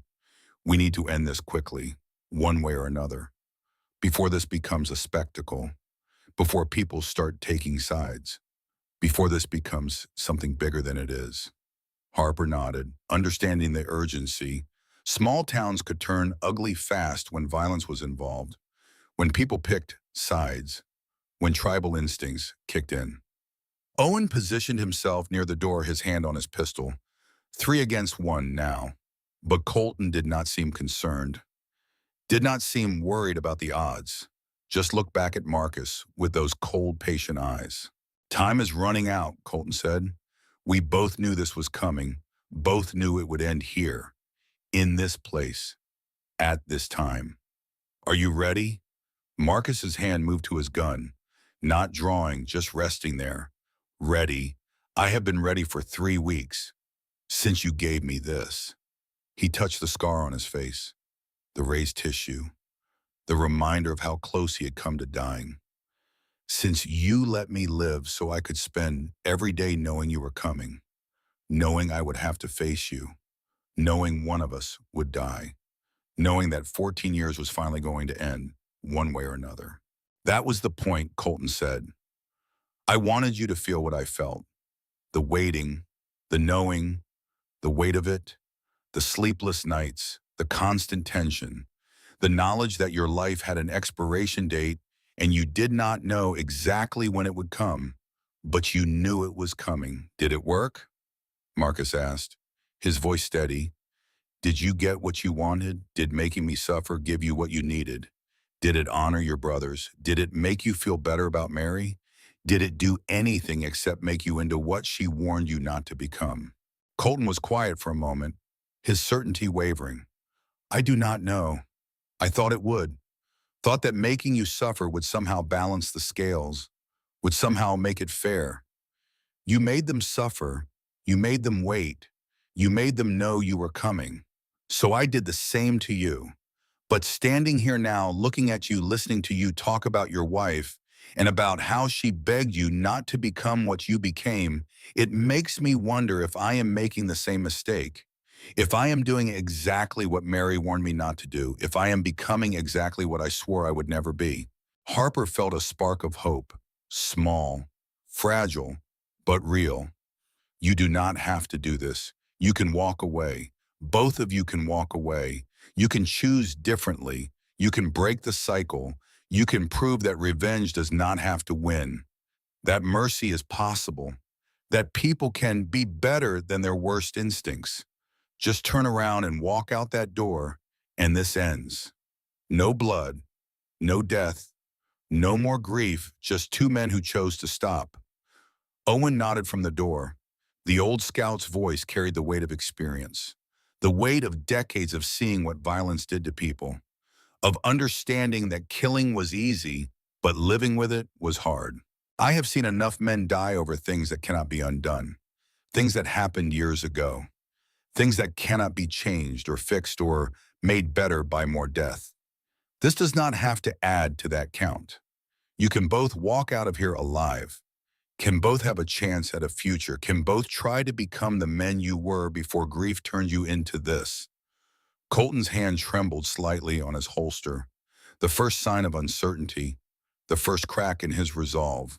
But if I walk away, what was it all for, the 2 years of training? Learning to shoot, learning to track, learning to be fast enough to face you and win. The engagement I broke, the woman I lost, the life I gave up, all of it for nothing. For ghosts, if I walk away now, then I lost everything and gained nothing. Then Mary was right and I wasted 2 years becoming this for no reason. You gave it up for an idea, Marcus said quietly, his voice gentle now. Understanding, an idea of honor, of family, of what you thought you owed, of what you thought would make you whole. But those brothers did not ask you to avenge them, did not even know you existed, did not care that you would throw your life away for them. You chose this path yourself. You made yourself into this, just like I did. And just like me, you can choose to stop, can choose to be something else, can choose to honor the living instead of the dead. Just like you chose to hunt them, Colton countered, his voice defensive. Just like you gave up 14 years to become a killer, to become something your wife had begged you not to become. We are not so different, you and I. Both of us consumed by grief. Both of us destroyed by revenge. Both of us willing to die for people who are gone. No, Marcus agreed, we are not different. We are the same. We are both people who let grief turn us into something we never meant to be. Both people who chose rage over love, who chose death over life, who chose the past over the future. He moved closer until he was standing just a few feet away from Colton. Harper tensed, ready to fire if Colton made any sudden moves. But Colton stayed still, just stood there, looking at Marcus, really seeing him for the first time. The difference, Marcus said, is that I am ready to stop being that thing. I am ready to put down the weight and walk away. To honor Aaliyah by finally listening to what she wanted, by finally becoming the man she believed I could be, by choosing life over death, by choosing mercy over revenge, by choosing the future over the past. I am done hunting, done killing, done being the thing grief made me. Are you? Can you put down your ghosts? Can you walk away from your brothers? Can you choose Mary over revenge? Can you become the man she fell in love with instead of the man she warned you not to become? Colton's eyes searched Marcus's face, looking for something: truth, weakness, understanding, permission. And then he did something unexpected. He laughed. Not a cruel laugh, not a mocking laugh. The laugh of someone who had just realized something both funny and terrible. The laugh of someone seeing the absurdity of their own situation, of understanding that they had become a caricature, a cliche, the very thing they had always mocked in others. What Harper asked, his finger still on the trigger, his heart still racing, not understanding what was funny, what could possibly be funny about this moment. Colton shook his head, kept laughing, a bitter broken sound. I just realized. My mother was right. She told me to stay away from my brothers, told me they would drag me down into their world even if they were dead, even if I never met them, even if I never knew them. And I thought I was different, thought I was better, thought that because I had never committed their crimes, I could not become them. But here I am, standing in a gun shop, about to kill a man I do not even hate, a man I actually understand, a man who is just like me, about to die for people I never knew, people who would not even recognize me, people who probably would not care that I was avenging them. His hand moved away from his holster, slowly, deliberately, a conscious choice. You are not going to draw, Marcus said. Not a question, a realization, an observation. I do not know, Colton admitted, his voice quiet now, uncertain. Part of me wants to finish this, to make them pay through you, to balance the scales, to do what I came here to do, to prove that I did not waste 2 years for nothing, that I did not lose Mary for nothing, that all of this meant something. And the other part, Marcus asked gently, prodding, pushing, trying to tip the scales toward mercy, wants to go back to Mary, to see if she will still have me, if there is anything left of what we had, if I can somehow undo the last 2 years and become who I was before, to try to become the man I was before those letters came, before I learned about brothers I never knew, before I chose revenge over love, to choose life over ghosts, to prove that my mother was right, but that I can still break free, that I can still be better, that I can still choose differently. Harper's heart was pounding. He could feel the moment teetering, could feel it about to tip one way or the other, and he had no idea which way it would fall, could not predict, could not control, could only wait and hope. Marcus reached into his coat. Everyone tensed. Harper's finger tightened on the trigger. Owen's hand moved to his gun. Colton's body went rigid, preparing for violence, preparing to draw, preparing to end this the way they both knew it might end. But instead of drawing his gun, Marcus pulled out the envelope again. The letter from Aaliyah. The final words of a woman who had tried to save the man she loved from himself.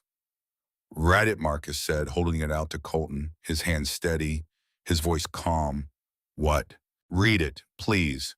I want you to see what she said. I want you to understand what I ignored for 14 years. I want you to have what I did not have.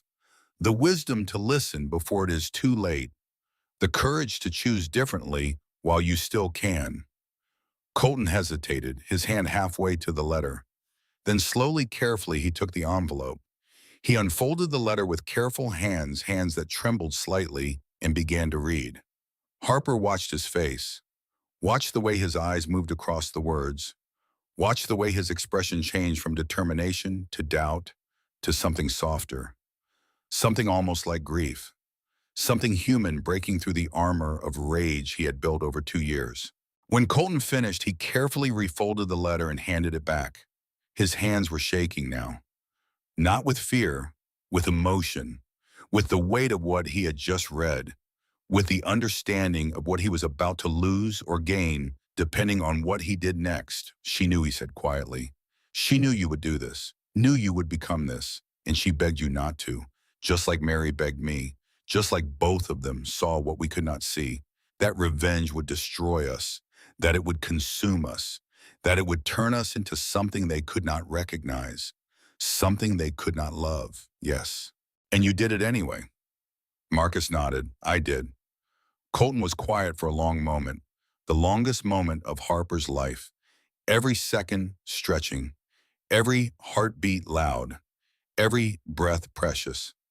Then, my mother begged me not to seek you out, told me the same thing your wife told you, told me to let it go, to live my life, to choose Mary, to be better than my brothers, to break the cycle, to prove that blood was not destiny, that I could be different, could be better, could choose love over hate. The parallel was not lost on any of them. Two women, both trying to save the men they loved, both begging them to choose differently, both being ignored. And you did it anyway, Marcus said. Understanding, sympathy, recognition of a fellow traveler on the same dark road. I did. They stared at each other. Two men, two paths, the same mistake.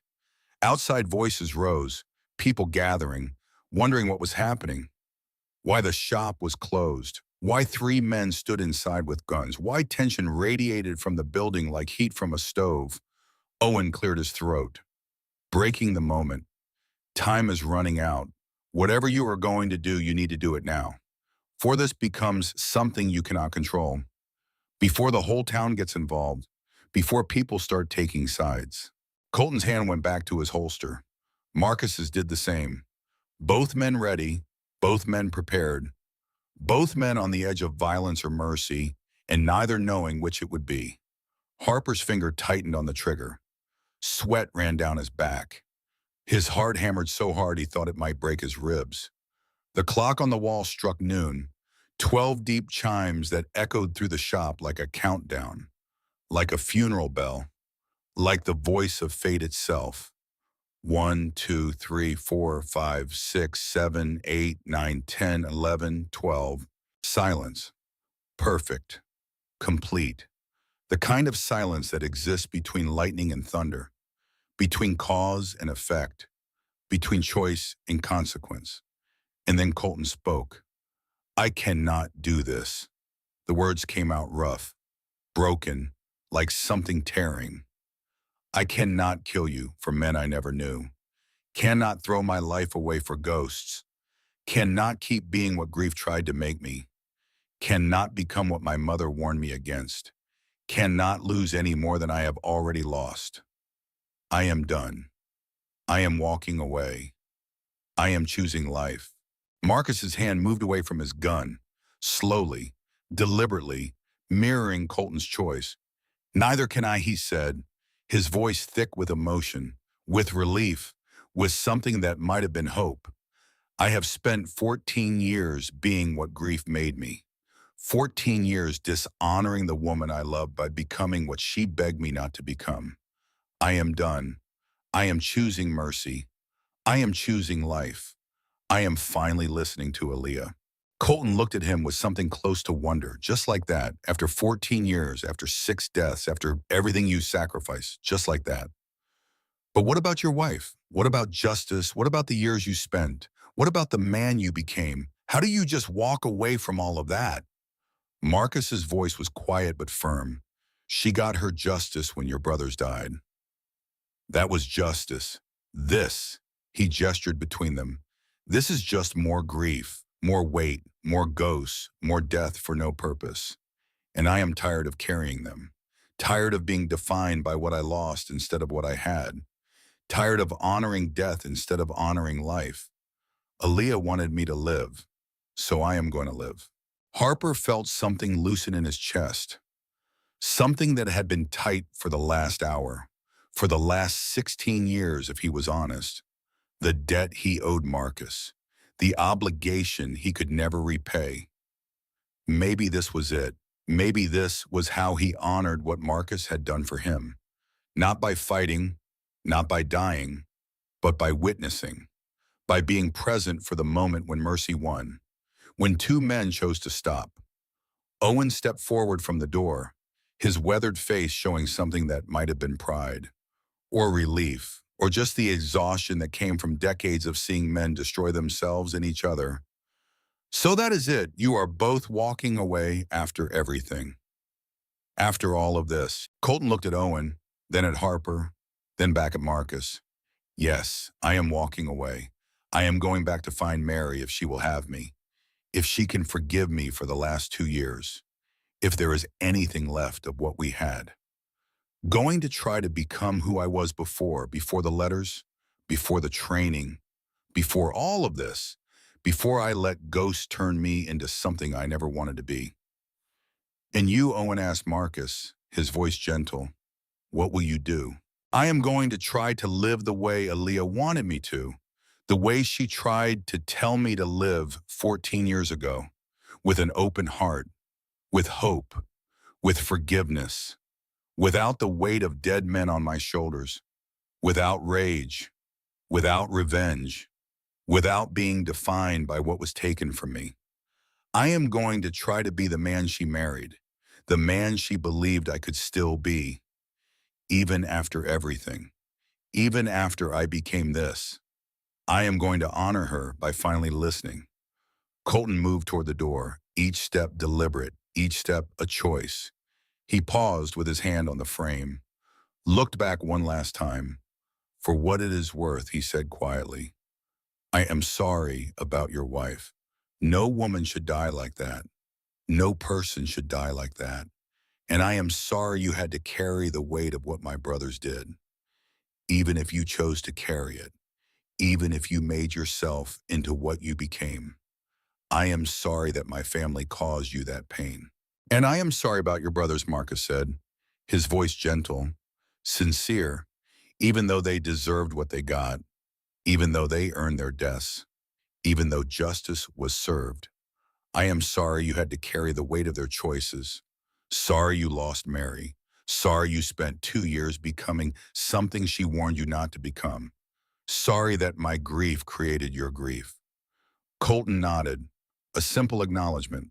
Then he picked up his hat from the shelf and put it on, settled it carefully. Take care of yourself, Marcus Drummond. You too, Colton McRae. May you find Mary. May she forgive you. May you have the life you should have had. The door opened. The bell jingled. Sunlight flooded in. Bright, almost blinding after the dim interior of the shop. Colton stepped outside into the noon sun. The gathered crowd parted. Whispers rose like wind through grass. Who was that? What happened? Did they fight? Why is he leaving? Where's the blood? Colton ignored them all, walked to his horse with steady steps, mounted slowly, and rode away down the street. Not running, not hiding, just leaving. Choosing life. Choosing the future. Choosing to be better than his worst self. Marcus stood in the center of the shop, watching through the window until Colton was out of sight, until he was just dust on the horizon, until he was gone. And then his legs gave out. The strength that had held him upright for the last hour, for the last 3 weeks, for the last 14 years, finally failing. He caught himself on the counter, his whole body shaking. Harper was there immediately steadying him, strong hands on his arms. Owen brought a chair, old wood, solid. Marcus sat heavily, his face in his hands. For a long moment, he just breathed, in and out, in and out. The breathing of a man who had been holding himself together through sheer will and was only now allowing himself to break, to feel, to be human again. Mr. Drummond, Harper said gently, his own voice thick with emotion. It is over. Marcus looked up at him. His eyes were wet now, tears finally falling after 14 years of being held back. No longer needing to be strong, no longer needing to be the thing that hunted. It is over, he repeated, like he could not quite believe it, like he was testing the words, tasting them, trying to understand what they meant. 14 years, and it ends not with blood, but with mercy, not with a final shot, but with a final choice, not with revenge, but with forgiveness, not with death, but with life. Owen rested a hand on Marcus's shoulder. Solid, real, grounding. That takes more strength than killing ever could, more courage than any gunfight. You should be proud. Marcus shook his head, his whole body shaking with the force of his emotion. It does not feel like strings. It feels like being human again, Harper finished. Understanding, after a long time of being something else, after 14 years of being a weapon instead of a man, after 14 years of being driven by rage instead of guided by love. Yes, Marcus said quietly, his voice broken. Beautiful. Real. Yes. Outside, the crowd began to disperse. Whatever they had expected to see, it had not happened. There would be no blood to clean from the street, no bodies to bury, no story of violence to tell their children. Just two men who had chosen mercy. Just a confrontation that ended without death. Just the anticlimactic reality of people being better than expected. Jesse and Tommy appeared in the doorway, their faces full of questions, full of confusion, full of the need to understand what had just happened, what they had almost witnessed. Harper waved them away, firm but not unkind. Not now, later. Give him time. Give them all time. They left reluctantly, still confused, still curious, but smart enough to recognize that something important had happened, that they had been present for something rare, something that mattered. Marcus sat in the chair for a long time, not speaking, just sitting, processing, feeling, letting 14 years of armor crack and fall away, letting himself be vulnerable, letting himself be human. Finally, he stood, his legs steadier now, his breathing calmer. He walked to the leather case where his gun still lay. The Colt 1873 that had taken 6 lives, that had been his companion for 14 years, that had defined him. He looked at it for a long moment, at the worn grip, at the scratched barrel, at the weapon that had made him what he was, and then he closed the case and picked it up. I think I am done with this, he said. Harper nodded, understanding, respecting the decision. What will you do with it? Marcus was quiet, thinking, deciding. Then I want to give it to the local museum as a reminder of what revenge costs, of what it takes from us, of how mercy can end, what violence only continues, of how two men can choose to be better, of how the cycle can be broken if we are brave enough to break it. Harper smiled, the first real smile since Marcus had walked in. I think that is a fine idea, the best idea I have heard in a long time.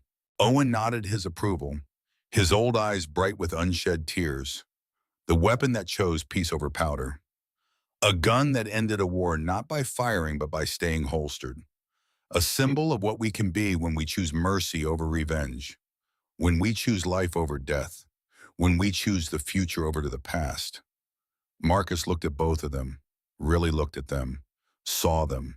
Two men who had stood with him, who had been willing to fight, who had witnessed his choice and respected it. Thank you for standing with me today, for being willing to fight, for being willing to die if that is what it took, for caring enough to risk everything.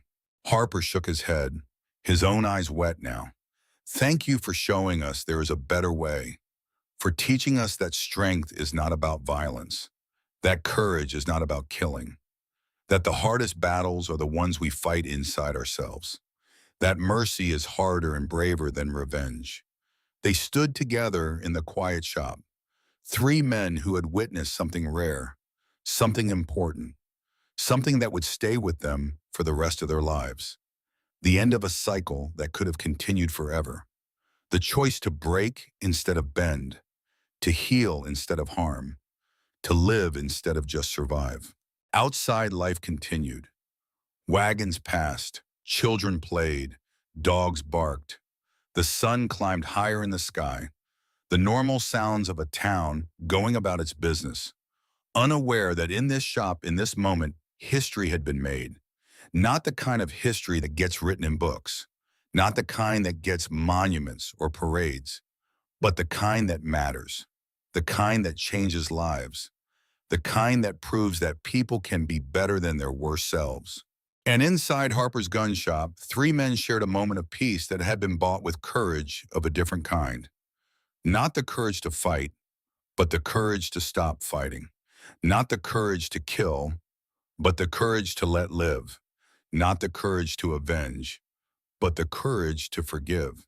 And in that moment, something changed, something fundamental, something that would ripple out into the world in ways they could not yet see, but that they knew in their bones mattered.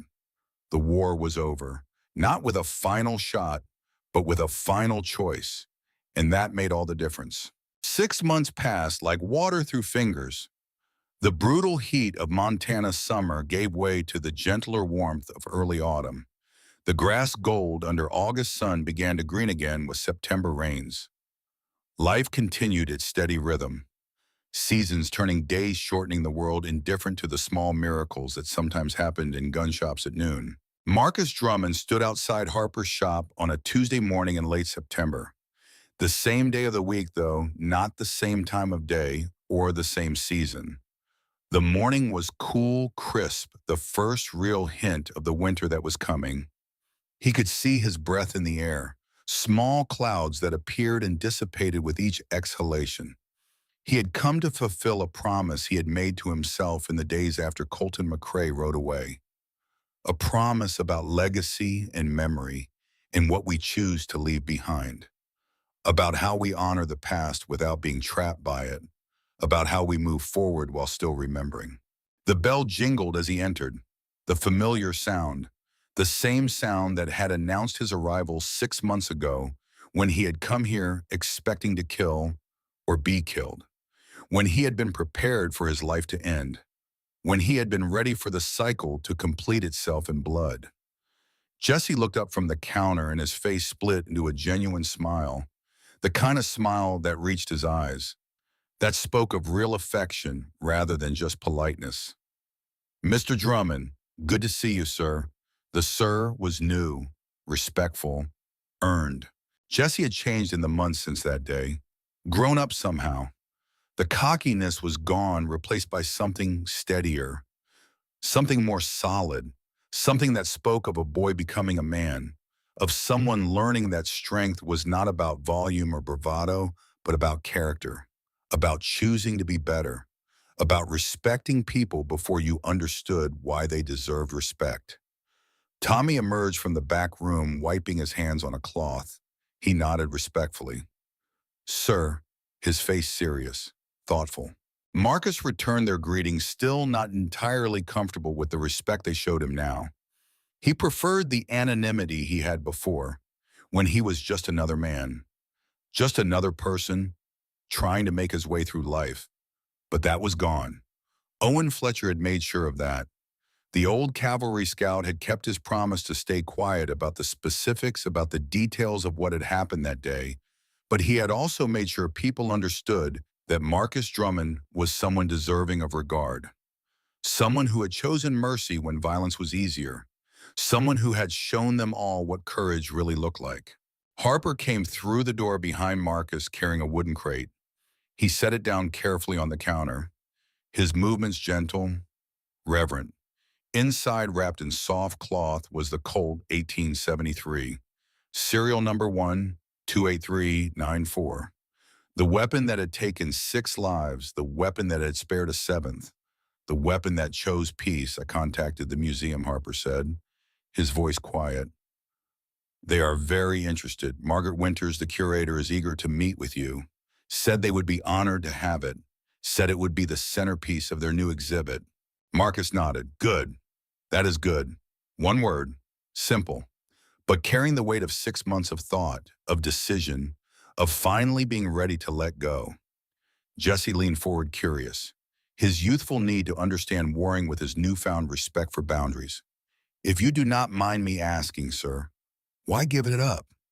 You earned that gun, earned the right to keep it. After everything you did, everything you went through, why not keep it as a reminder?" Marcus looked at the young man, at the honest curiosity in his face, at the genuine desire to understand, at the question that came from a place of respect rather than judgment. He took a moment before answering, choosing his words carefully, because keeping it means staying the person who needed it. "And I am trying to be someone different now, Someone who does not need guns to feel safe. Someone who does not need violence to feel justice. Someone who can walk through the world without constantly preparing for the next fight. I am trying to be the man I was before, or maybe someone new entirely, someone better than either. Tommy spoke up, his voice thoughtful. More mature than 6 months ago. My pa used to say that the hardest thing in life is not knowing when to fight, but knowing when to stop fighting. He died before I really understood what he meant, but I think I am starting to understand now. Sounds like a wise man, Marcus said gently. He was. Tommy's smile was sad. Wish I had listened better when he was alive. Wish I had asked more questions. Wish I had spent more time trying to understand instead of just waiting for my turn to talk. You are listening now, Marcus said gently, his voice warm, kind. That is what matters. Not when we learn, just that we do. Not when we become who we are meant to be, just that we get there eventually. Your father would be proud. Harper cleared his throat, bringing them back to the present. The museum curator wants to meet with you. Margaret Winters wants to hear the story in your own words, for the display, for the placard that will sit next to the gun. She wants to make sure she gets it right, that she tells the story the way it should be told. Marcus hesitated, his discomfort visible. I am not much for talking about myself, for making myself the center of the story, for acting like I did something heroic when really I just chose not to do something evil. You do not have to tell them everything, Harper said, his voice understanding, just enough so people understand what they are looking at, why it matters, what it means. The story is not about glorifying you. It is about showing people that mercy is possible, that the cycle can be broken, that we always have a choice. Owen Fletcher appeared in the doorway as if summoned by the conversation. His timing was impeccable as always, the way it had been for decades. The skill of a scout who knew when to appear and when to fade into the background. He nodded to Marcus, his weathered face showing respect, affection. Mr. Drummond, been meaning to talk to you. They stepped outside together, leaving Harper and the boys to prepare the gun for transport, to wrap it carefully, to treat it with the respect it deserved, not as a weapon, but as a symbol, as a piece of history, as proof that people can be better than their worst selves. The street was busy with mid-morning traffic, wagons and horses, and people going about their lives shopping, working, visiting, conducting the everyday business of being alive, unaware that they were walking past two men who had witnessed something most people never would, who had seen mercy win, who had watched the cycle break, who carried a secret that was not really a secret, but that most people would never truly understand. How are you doing, Owen asked. Really, not the polite question. The real one. Marcus considered the question carefully. Honestly, it was not one people usually asked, not one they usually meant. Most people asked how you were but did not want to know the answer, did not want the truth, just wanted the polite fiction that everything was fine. Tired, he admitted, but a different kind of tired. Not the exhaustion of carrying weight, more like the exhaustion of learning to walk without it, like learning to use muscles that have atrophied from disuse, like remembering how to be human after years of being something else. Owen nodded, understanding immediately. I know that feeling. Had it myself after the war, between the states. Spent so long being a soldier that I forgot how to be anything else. Forgot how to talk to people without giving orders. Forgot how to sleep without expecting to be woken for watch. Forgot how to exist without the structure of military life. Took me years to remember. How did you remember time mostly? And good people who reminded me there was more to life than what I had been. Who showed me patience. Who did not expect me to be immediately whole. Who understood that healing takes time. He looked at Marcus, his old eyes wise, kind. You have good people too. Harper, Jesse and Tommy, even me if you will have an old scout as a friend. People who will walk with you while you figure out who you are now, while you become the person you are meant to be, while you shed the old skin and grow a new one. I would be honored, Marcus said, his voice thick with emotion, more honored than you know. They stood in comfortable silence for a moment, watching the town move around them. The rhythm of life, the beautiful mundane reality of people just being people. Not heroes, not villains, just human beings trying to get through the day. Then Owen said quietly, I have been thinking about that day, about what you and McCrae did or did not do, about what it means. Marcus waited, not pushing, just present. I have seen a lot of men face each other down. Owen continued, his voice taking on the quality of someone bearing witness, of someone speaking truth that needed to be spoken. Seen a lot of draws, a lot of gunfights, a lot of blood, men dying over insults, over women, over money, over pride, over things that did not matter, things that would be forgotten in a year or a week or a day. But I have never seen two men choose peace the way you did. Not when they had every reason to kill each other. Not when they had every justification. Not when everyone would have understood. That takes something most men do not have. What, Marcus asked? Curious. Wisdom, maybe, Owen said. Or just exhaustion. Sometimes they are the same thing. Sometimes you have to be too tired to keep fighting before you can finally stop. Sometimes you have to exhaust every other option before you can choose mercy. Sometimes wisdom is just another word for being done. But whatever you call it, it mattered. Still matters. You showed those boys in there, showed Harper, showed me, showed this whole town that revenge is not the only option. That the cycle can be broken. That we can be better than our worst selves if we choose to be. Marcus shook his head slowly, self-deprecating, still uncomfortable with being seen as exceptional. I almost did not do it, almost drew on him, almost finished what I started 14 years ago, almost let rage win, almost chose death over life. It was close, closer than anyone knows. But you did not, Owen said firmly, his voice allowing no argument. And that is what matters. The almost does not count. Only the actual, only the choice you made in the moment when it mattered. History does not care about what almost happened, only what did. They went back inside. The shop smelled like gun oil and coffee and the faint scent of tobacco from Harper's pipe. The curator from the museum had arrived while they were outside. A woman in her 50s with kind eyes and careful hands, graying hair pulled back in a practical bun. Simple dress, sensible shoes, the bearing of someone who took her work seriously, who understood the weight of being a custodian of history. She introduced herself as Margaret Winters, shook Marcus's hand with a firm grip.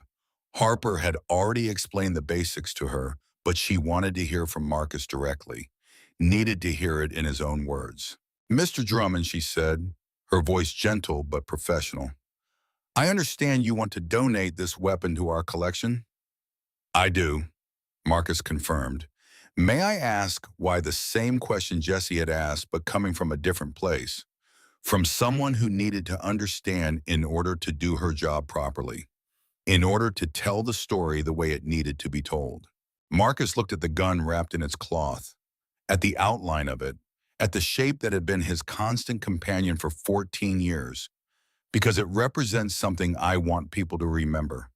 Not the killing, the stopping, the choice to put down the weapon instead of using it one more time, the choice to be more than our rage, the choice to honor life instead of death. I want people to see it and understand that mercy is possible, that revenge is not inevitable, that we can choose differently. Margaret nodded slowly, her expression thoughtful, moved. Can you tell me about it, about how you came to have it, about the story it carries?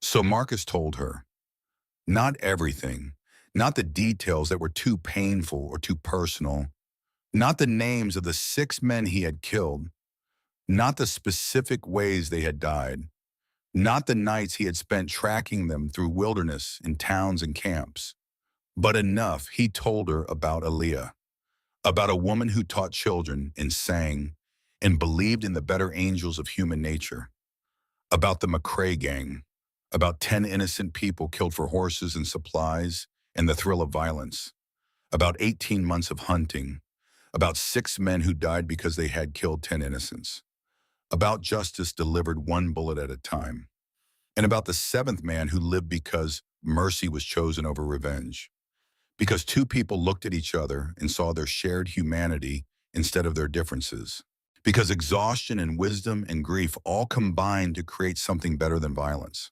Margaret listened without interrupting, taking notes, not to preserve his exact words, but to capture the spirit of what he was saying, the essence of it. When he finished, she was quiet for a long moment, processing, understanding, feeling the weight of what she was being entrusted with. Then she said, her voice thick with emotion, "This will be the centerpiece of our display on frontier justice, but not the kind of frontier justice people usually think of. Not the quick draw and the smoking gun, not the revenge that feels satisfying in stories but empty in reality. The harder kind, the kind that requires more courage, the kind that asks more of us, the kind that makes us better." Marcus felt something loosen in his chest, a final release. She understood. Yes, exactly that. The museum is going to call it what exactly Harper asked. Practical, curious. Margaret smiled. She had clearly been thinking about this, preparing for this moment, the weapon of mercy, how one unfired bullet changed 2 lives. That is the working title. We might adjust it slightly, but that is the heart of it. Not a weapon of war, but a weapon of peace, not a tool of revenge, but a symbol of forgiveness. Marcus nodded. That is good.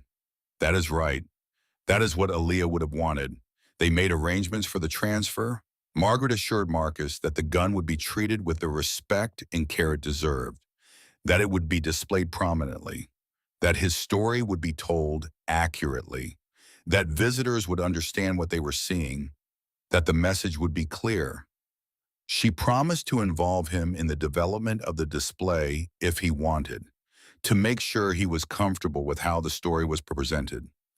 Marcus agreed, willing to be part of it now, ready to speak the truth of what had happened. As she prepared to leave, she turned back. One final question. Mr. Drummond, one more thing. What do you hope people will learn from this? What do you want them to take away when they stand in front of this gun and read this story? Marcus thought about it. Thought about Aaliyah's letter. Thought about Colton riding away. Thought about 14 years of carrying weight he had never asked for, but had chosen to keep carrying anyway. Thought about the man he had been and the man he was becoming. Thought about mercy and revenge and the choices that define us. I hope they learn that we always have a choice, he said finally, his voice quiet but firm. Certain, even when it does not feel like it, even when revenge seems like the only option, even when mercy seems like weakness, even when the whole world is telling us to be hard. We can choose differently. We can choose mercy. We can choose life. We can choose to be better than our worst selves. We can choose to honor the living instead of avenging the dead.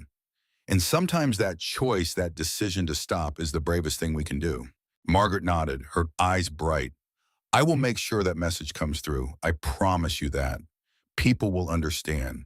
They will see this gun and they will know that mercy is not weakness, that forgiveness is not surrender, that choosing life over death is the hardest and bravest choice any of us can make. After she left with the gun carefully packed in its crate, cushioned with cloth, protected like the precious artifact it was, the shop felt different, lighter somehow, as if a weight that had been pressing down on the building itself had been lifted, as if the air could move more freely, as if even the walls could breathe easier. Harper broke out a bottle of whiskey and poured glasses for everyone, even Jesse and Tommy, who normally would not drink during work hours. But this was not a normal day.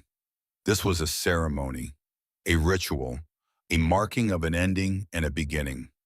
To new beginnings, Harper said, raising his glass, his voice warm, full of affection. To mercy, Owen added, his voice carrying the weight of decades. To Aaliyah, Marcus said quietly, his eyes distant, seeing her face, hearing her voice, feeling her presence even though she was 14 years gone. Who tried to teach me this lesson 14 years ago? I am sorry it took me so long to learn, but I learned it. Finally, I learned it. They drank in companionable silence. The burn of the whiskey, the warmth spreading through chest and belly, the taste of grain and time and craft. Then Jesse, emboldened by the whiskey and by the moment and by the 6 months that had changed him, asked the question Marcus knew someone would eventually ask. The question that had probably been burning in both young men since that day. Do you ever regret it, letting McCrae live? Ever wake up wishing you had finished it? Ever wonder if you made the wrong choice? Marcus set down his glass, thought about it, gave the question the respect it deserved. I used to think I would. Thought I would wake up angry, feeling like I had left something unfinished. Like I had failed somehow. Like I had dishonored Aaliyah by not completing what I started.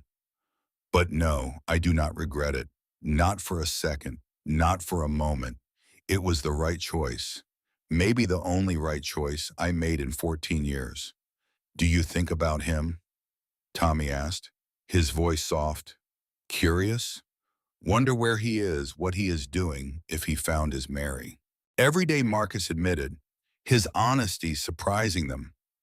Every day, I wonder if he found her, if she took him back, if he managed to become the man he was before, if he is happy, if he is at peace, if he made the same journey I am making, from rage to peace, from vengeance to mercy, from death to life. I hope so. I hope he got the ending I got, the chance to be something other than what grief made us, the chance to honor the living instead of avenging the dead, the chance to be human again. Owen leaned back in his chair, his posture relaxed, content. I've been asking around, he said casually, almost offhand, but Marcus heard the weight underneath, the deliberate decision to share this information. Got contacts in Cheyenne still, old soldiers, men who owe me favors, men who keep their eyes open and their mouths shut. Marcus looked at him sharply, his heart rate increasing. And I heard that a clerk named Colton McCrae showed up at a boarding house about 3 months ago. Owen said, his voice measured. Careful. Asked for a woman named Mary who used to live there. The landlady told him she had moved when the engagement ended. Too many memories in that place. Too much pain. Had given an address in Denver. A new start. A new life. Owen paused. Let the words sink in. He left the next morning, headed south toward Denver. That was 3 months ago. Have not heard anything since. Marcus felt something warm in his chest, something like relief, like validation that his choice had mattered. That mercy had rippled outward. Good. That is good. I hope he finds her. I hope she forgives him. I hope they get their life back. I hope they have children and grow old together and forget that any of this ever happened. I hope they build something beautiful out of the wreckage. Jesse frowned, confused, still young enough to believe in simple justice, in clean endings. Why do you care after what he did to you? The scar he gave you, the weeks of waiting, the fear he made you carry. Because he was doing what he thought he had to do, Marcus said, his voice patient, teaching. Same as I did, same as any of us do when we are consumed by grief, when we are driven by loss. We were both wrong, but we both got the chance to choose differently. We both got the chance to be better than our worst selves. I want him to have the same new beginning I am trying to have. I want him to be happy. I want him to find peace, because his peace is connected to mine. If he is out there still suffering, still raging, still consumed by what happened, then my choice meant nothing. But if he found Mary, if he found forgiveness, if he found himself again, then maybe it all meant something. Maybe mercy actually works. That is not justice, Tommy said, still trying to understand, still grappling with the idea that justice and mercy might not be the same thing. No, Marcus agreed. It is not justice, it is mercy. And sometimes mercy is better. Sometimes mercy is what we need instead of what we deserve. Sometimes mercy is the only thing that can actually heal us.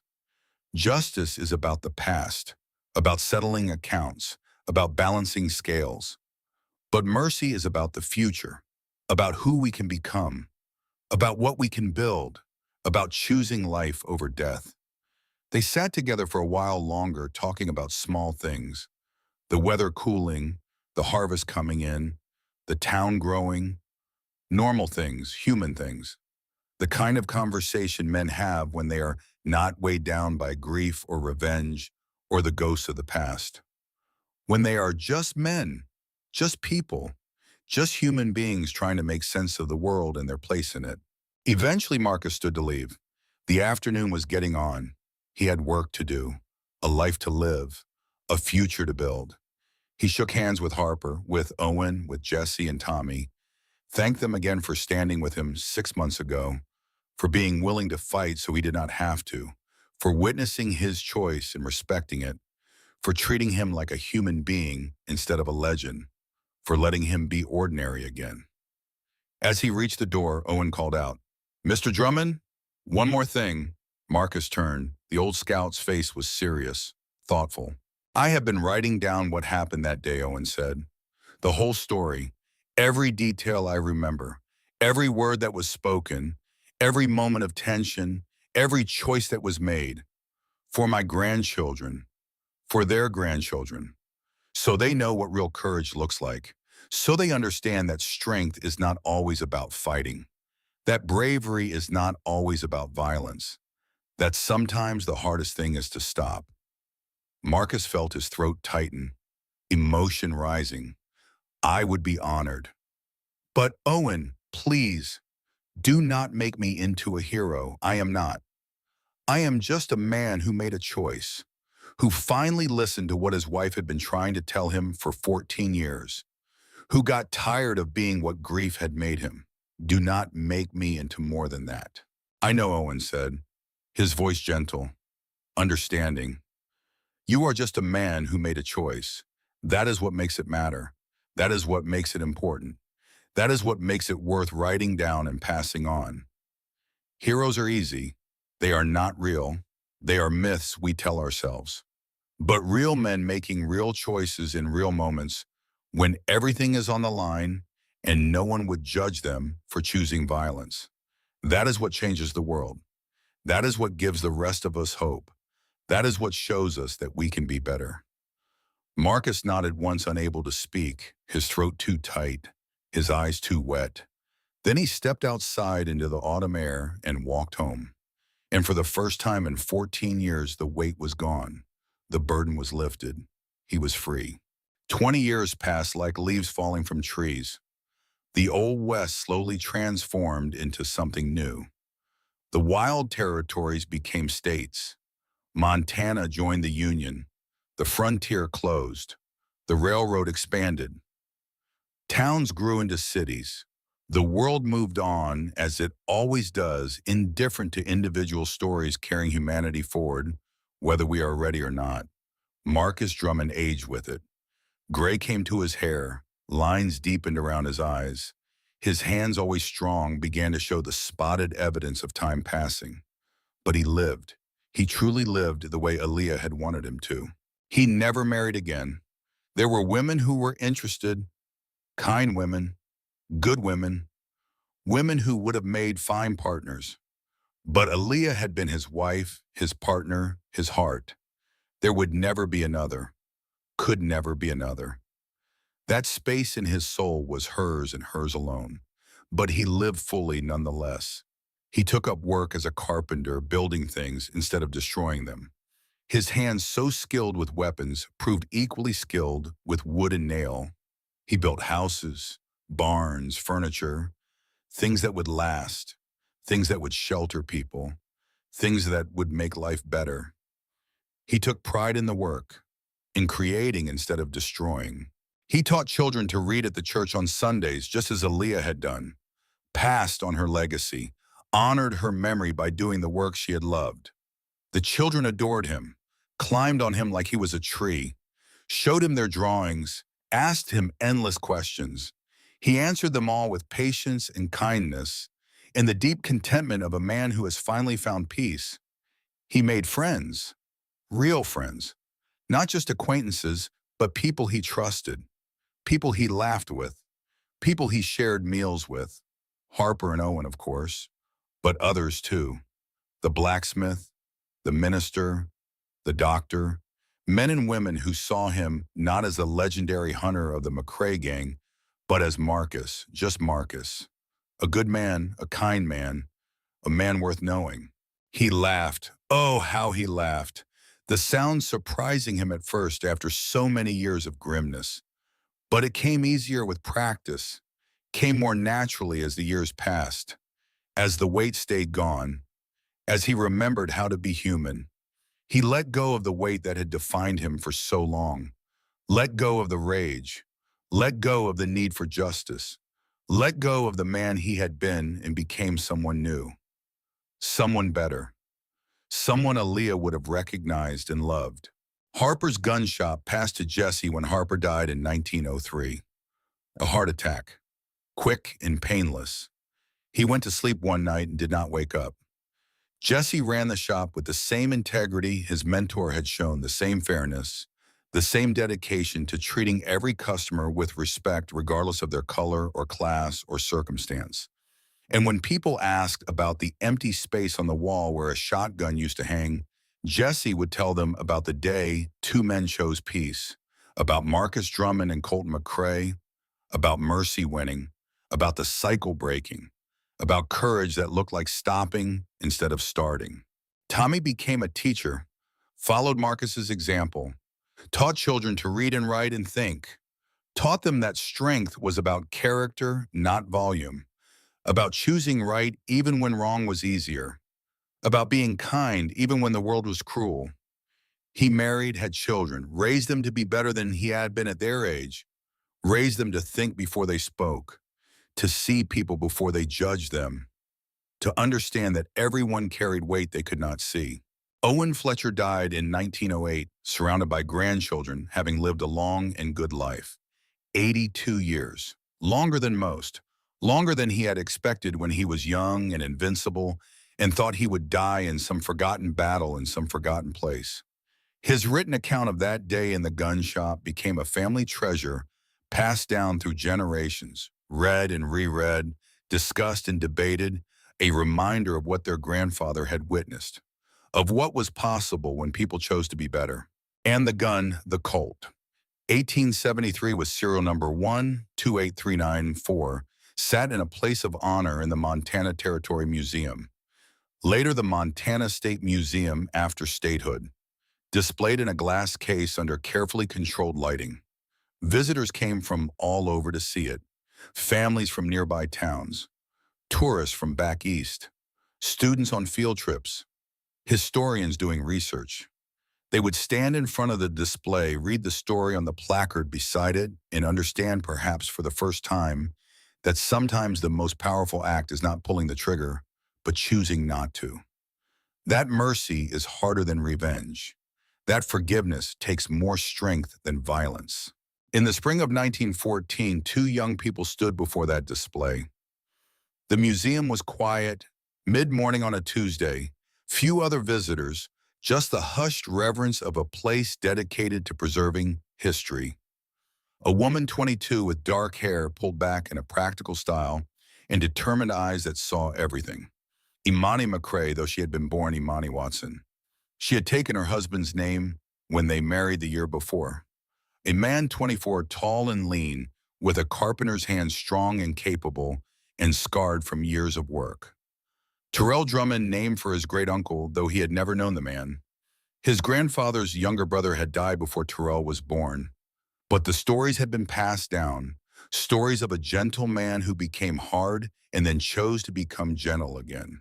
They had come to the museum separately, drawn by different reasons, following different threads of family history. But they found themselves standing before the same exhibit, standing side by side, both absorbed in the story, both trying to understand their connection to this moment frozen in time. After a few moments, Imani spoke, her voice soft, respectful of the space and the moment.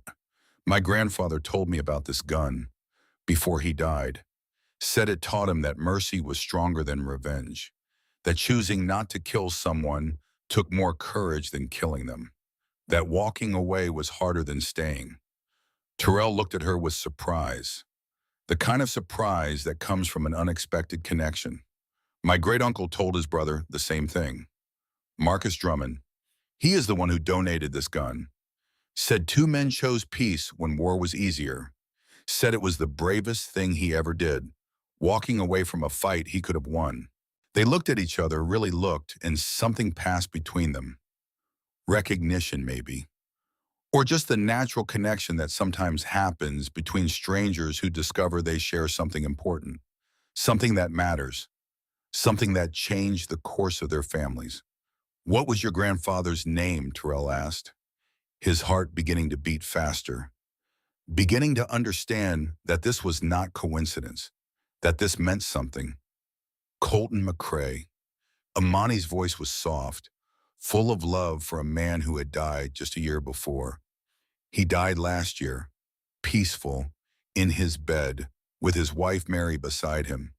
They had 50 years together, 3 children, 9 grandchildren, a full life, a happy life, a life that almost did not happen. Terrell's eyes widened, his breath caught. My great-uncle was Marcus Drummond. He died 2 years ago, also peaceful, also in his bed, also at peace. He talked about that day sometimes, about the choice he made, about the man he let live, about how that choice saved him, saved his soul, let him be human again. Imani's hand went to her mouth, her eyes filling with tears. Our grandfathers, they were the men in this story, the ones who chose mercy, the ones who walked away, the ones who changed everything. Terrell nodded slowly, his own eyes wet, understanding the magnitude of this moment, the impossibility of it, the beautiful, terrible perfection of it. Looks like it. And now here we are, 2 people who would not exist if they had made different choices, if they had chosen violence, if they had chosen death. They stood together in silence for a long moment, processing this impossible coincidence that felt less like coincidence and more like destiny, like the universe arranging itself, like the past reaching forward to touch the present. Then Imani smiled, a beautiful smile, full of warmth and wonder. He talked about your great-uncle sometimes, my grandfather, not often, not in detail, but sometimes late at night when it was just the 2 of us, he would tell me about Marcus Drummond. Said he was the bravest man he ever met, not because of the 6 men he killed, but because he chose not to kill the 7th, because he chose to stop, because he chose mercy even though no one would have blamed him for choosing revenge. Said that seeing that choice, being the recipient of that mercy, changed his life, made him want to be better, made him believe that better was possible. Terrell felt his throat tighten. My great-uncle said the same about your grandfather, about Colton McCrae. Said he saved his life by walking away, by not forcing the confrontation to its natural conclusion, by being brave enough to choose life. Uncle Marcus lived another 26 years after that day. 26 years of peace, of building things, of teaching children, of being the man his wife had wanted him to be. And he always said he owed those years to Colton McCrae, to the young man who could have killed him but chose not to, who was brave enough to stop. They saved each other, Imani said softly, her voice full of wonder, by choosing life over death, by choosing mercy over revenge, by choosing the future over the past. Both of them, in that moment, in that shop, they saved each other.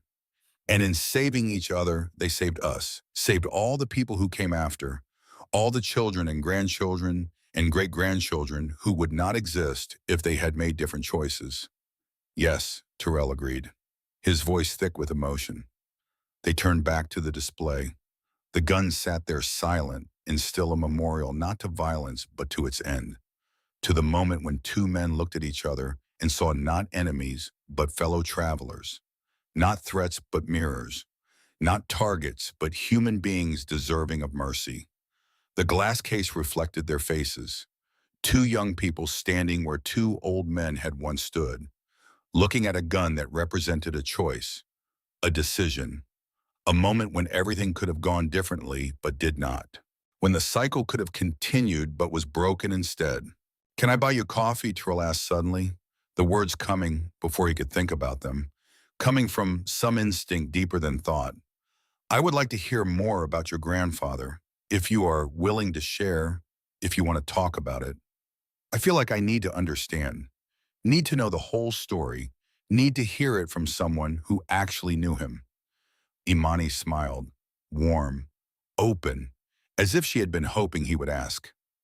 "I would like that, and I want to hear about Marcus, about your great-uncle, about the man who gave my grandfather a second chance, about the man who showed him that mercy was possible.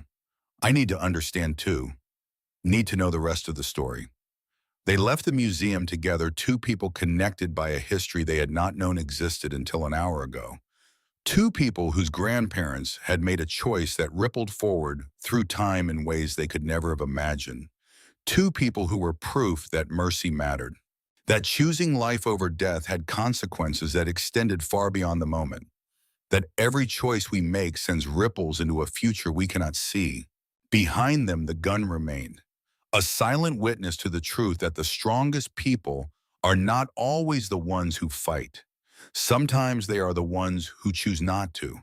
Sometimes they are the ones who say enough, who put down the weapon, who walk away from the war, who choose mercy even when justice would be easier, who choose life even when death seems inevitable, who choose love even when hate seems justified.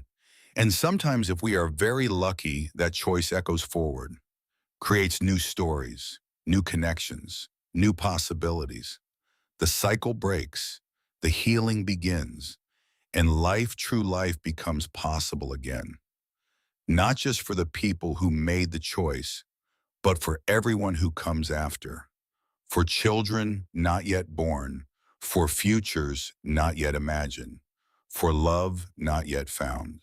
The display placard beside the gun, written in careful script, professionally engraved, read, "The Weapon of Mercy, How One Unfired Bullet Changed Two Lives. Colt Single Action Army Model 1873. Serial number 128394. This weapon was carried by Marcus Drummond during his pursuit of the McCrae gang in the years 1882 to 1883. After bringing 6 men to justice for the murder of his wife and 9 others, Mr. Drummond chose mercy over revenge when confronting the 7th brother, Colton McCrae, in 1894. Both men walked away from that confrontation in Harper's gun shop, choosing peace over violence, life over death, mercy over revenge. This gun represents not the bullets it fired, but the bullet it did not fire. It reminds us that we always have a choice, even when it feels like we do not. And sometimes the bravest choice is the one that ends the fight instead of winning it. Donated by Marcus Drummond, 1894, in memory of his wife, Aaliyah, who believed in mercy even when the world called for revenge. In honor of Colton McCrae, who chose life. In honor of all those who choose mercy over revenge. In honor of the courage it takes to stop. In a small cemetery on the edge of town, weathered by decades of Montana winters, softened by decades of Montana springs, 2 gravestones stood side by side. The grass around them was carefully tended. Several someones still came to pay respects, still remembered, still honored. One read Marcus Drummond, 1846 to 1912, beloved husband to Aaliyah. He chose mercy, he chose life, he chose love. The other placed there by Marcus himself in 1881, Right after she died, when grief was fresh and rage was new, read Aaliyah Drummond, 1848 to 1880, beloved wife to Marcus. She taught him courage. She taught him mercy. She taught him love. Her voice still sings in the wind. Between the graves, Marcus had planted a rose bush 30 years before, a special variety, hardy enough for Montana winters, beautiful enough to honor her memory. It bloomed every spring without fail, deep red flowers that smelled like hope and memory, and the kind of love that survives even death. The kind of love that changes people, that makes them better, that lives on long after the people themselves are gone. Visitors to the cemetery often stopped at those graves, read the inscriptions, wondered about the story behind them, about the couple commemorated there, about the mercy and courage and love that the words spoke of. Some knew, most did not, but they all felt something standing there. Something about the roses and the words and the way the wind moved through the grass. Something about love and loss and the choices we make when everything else is stripped away. About who we become when we are tested. About who we choose to be when no one is watching. In the summer of 1914, on a warm afternoon when the sky was that particular blue that only exists in Montana when the air smelled of grass and distant mountains, impossibility, Terrell and Imani visited those graves together. They had been courting for 3 months ever since that day in the museum, ever since they discovered their connection, ever since they understood that their grandparents' choice had made their meeting possible, had made their love possible, had made their future possible. They came to pay respects to the people who had, in a strange and wonderful way, made everything possible, to honor the man who had chosen mercy, to honor the woman who had taught him mercy, to say thank you to people who could not hear them, but who they believed in some way knew. Imani placed flowers on Marcus's grave, fresh wildflowers picked from the roadside on the way to the cemetery. Simple, beautiful, real. Terrell did the same on the grave beside it on Aaliyah's grave, though she was not his blood. It felt right. These two were connected in death as they had been in life. Two halves of a whole. Two souls that belonged together. He loved her so much, Imani said softly, her voice full of emotion. My grandfather told me that Marcus Drummond never stopped loving his wife, not for a single day of his life, that everything he did, even the revenge, even the killing, even the 14 years of rage was because he loved her. And everything he did after the mercy, the forgiveness, the peace was also because he loved her. Because he finally understood that the best way to honor her was to live the way she had wanted him to live. That is rare, Terrell said, his voice equally soft, equally moved, to love someone that completely, that permanently, to have a love that survives death and time and grief and rage, to have a love that is strong enough to change you, to save you, to make you better. I know, Imani said. She looked at him. Really looked at him, saw him. I think I understand it now, standing here in this place between these graves. How love can be worth everything, worth changing for, worth choosing mercy for, worth building a life around even when the person is gone, worth being better for. Terrell took her hand. He had been planning to wait, to take more time, to be sure. But standing here between these graves in this place where love and loss and mercy all met, where the past and present touched, where their grandparents' choices had led to this moment, it felt like the right time, like the only time. Imani. His voice was steady but full of emotion. Yes. She turned to face him fully, her hand warm in his. I know we have not known each other long. 3 months is nothing, really. People will say we are rushing, that we barely know each other, that we should wait. But standing here thinking about our grandparents and what they chose, what they taught us, what they showed us was possible, I cannot help but think that some things do not need time. Some things are just right. Some things are meant to be. And when you really know, waiting is just wasting the time you could be spending together.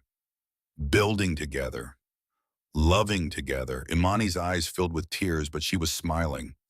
The kind of smile that comes from joy, from recognition, from knowing that something true is being spoken. What are you saying? I am saying that I love you, Terrell said. The words simple, true, honest, that I want to build a life with you, that I want to honor what our grandfathers started by finishing it properly, by choosing love, by choosing life, by choosing each other, by creating something beautiful out of the mercy they showed each other, by proving that their choice mattered, that it changed things, that it created something good, by being proof that mercy works, that forgiveness works, that choosing life over death matters. Amani squeezed his hand, her tears falling freely now, tears of joy, of love, of recognition that this was right, that this was meant to be, that their grandparents' choice had led to this moment, had made this moment possible. Yes, she whispered. Yes to all of it. Yes to you. Yes to us. Yes to life. Yes to love.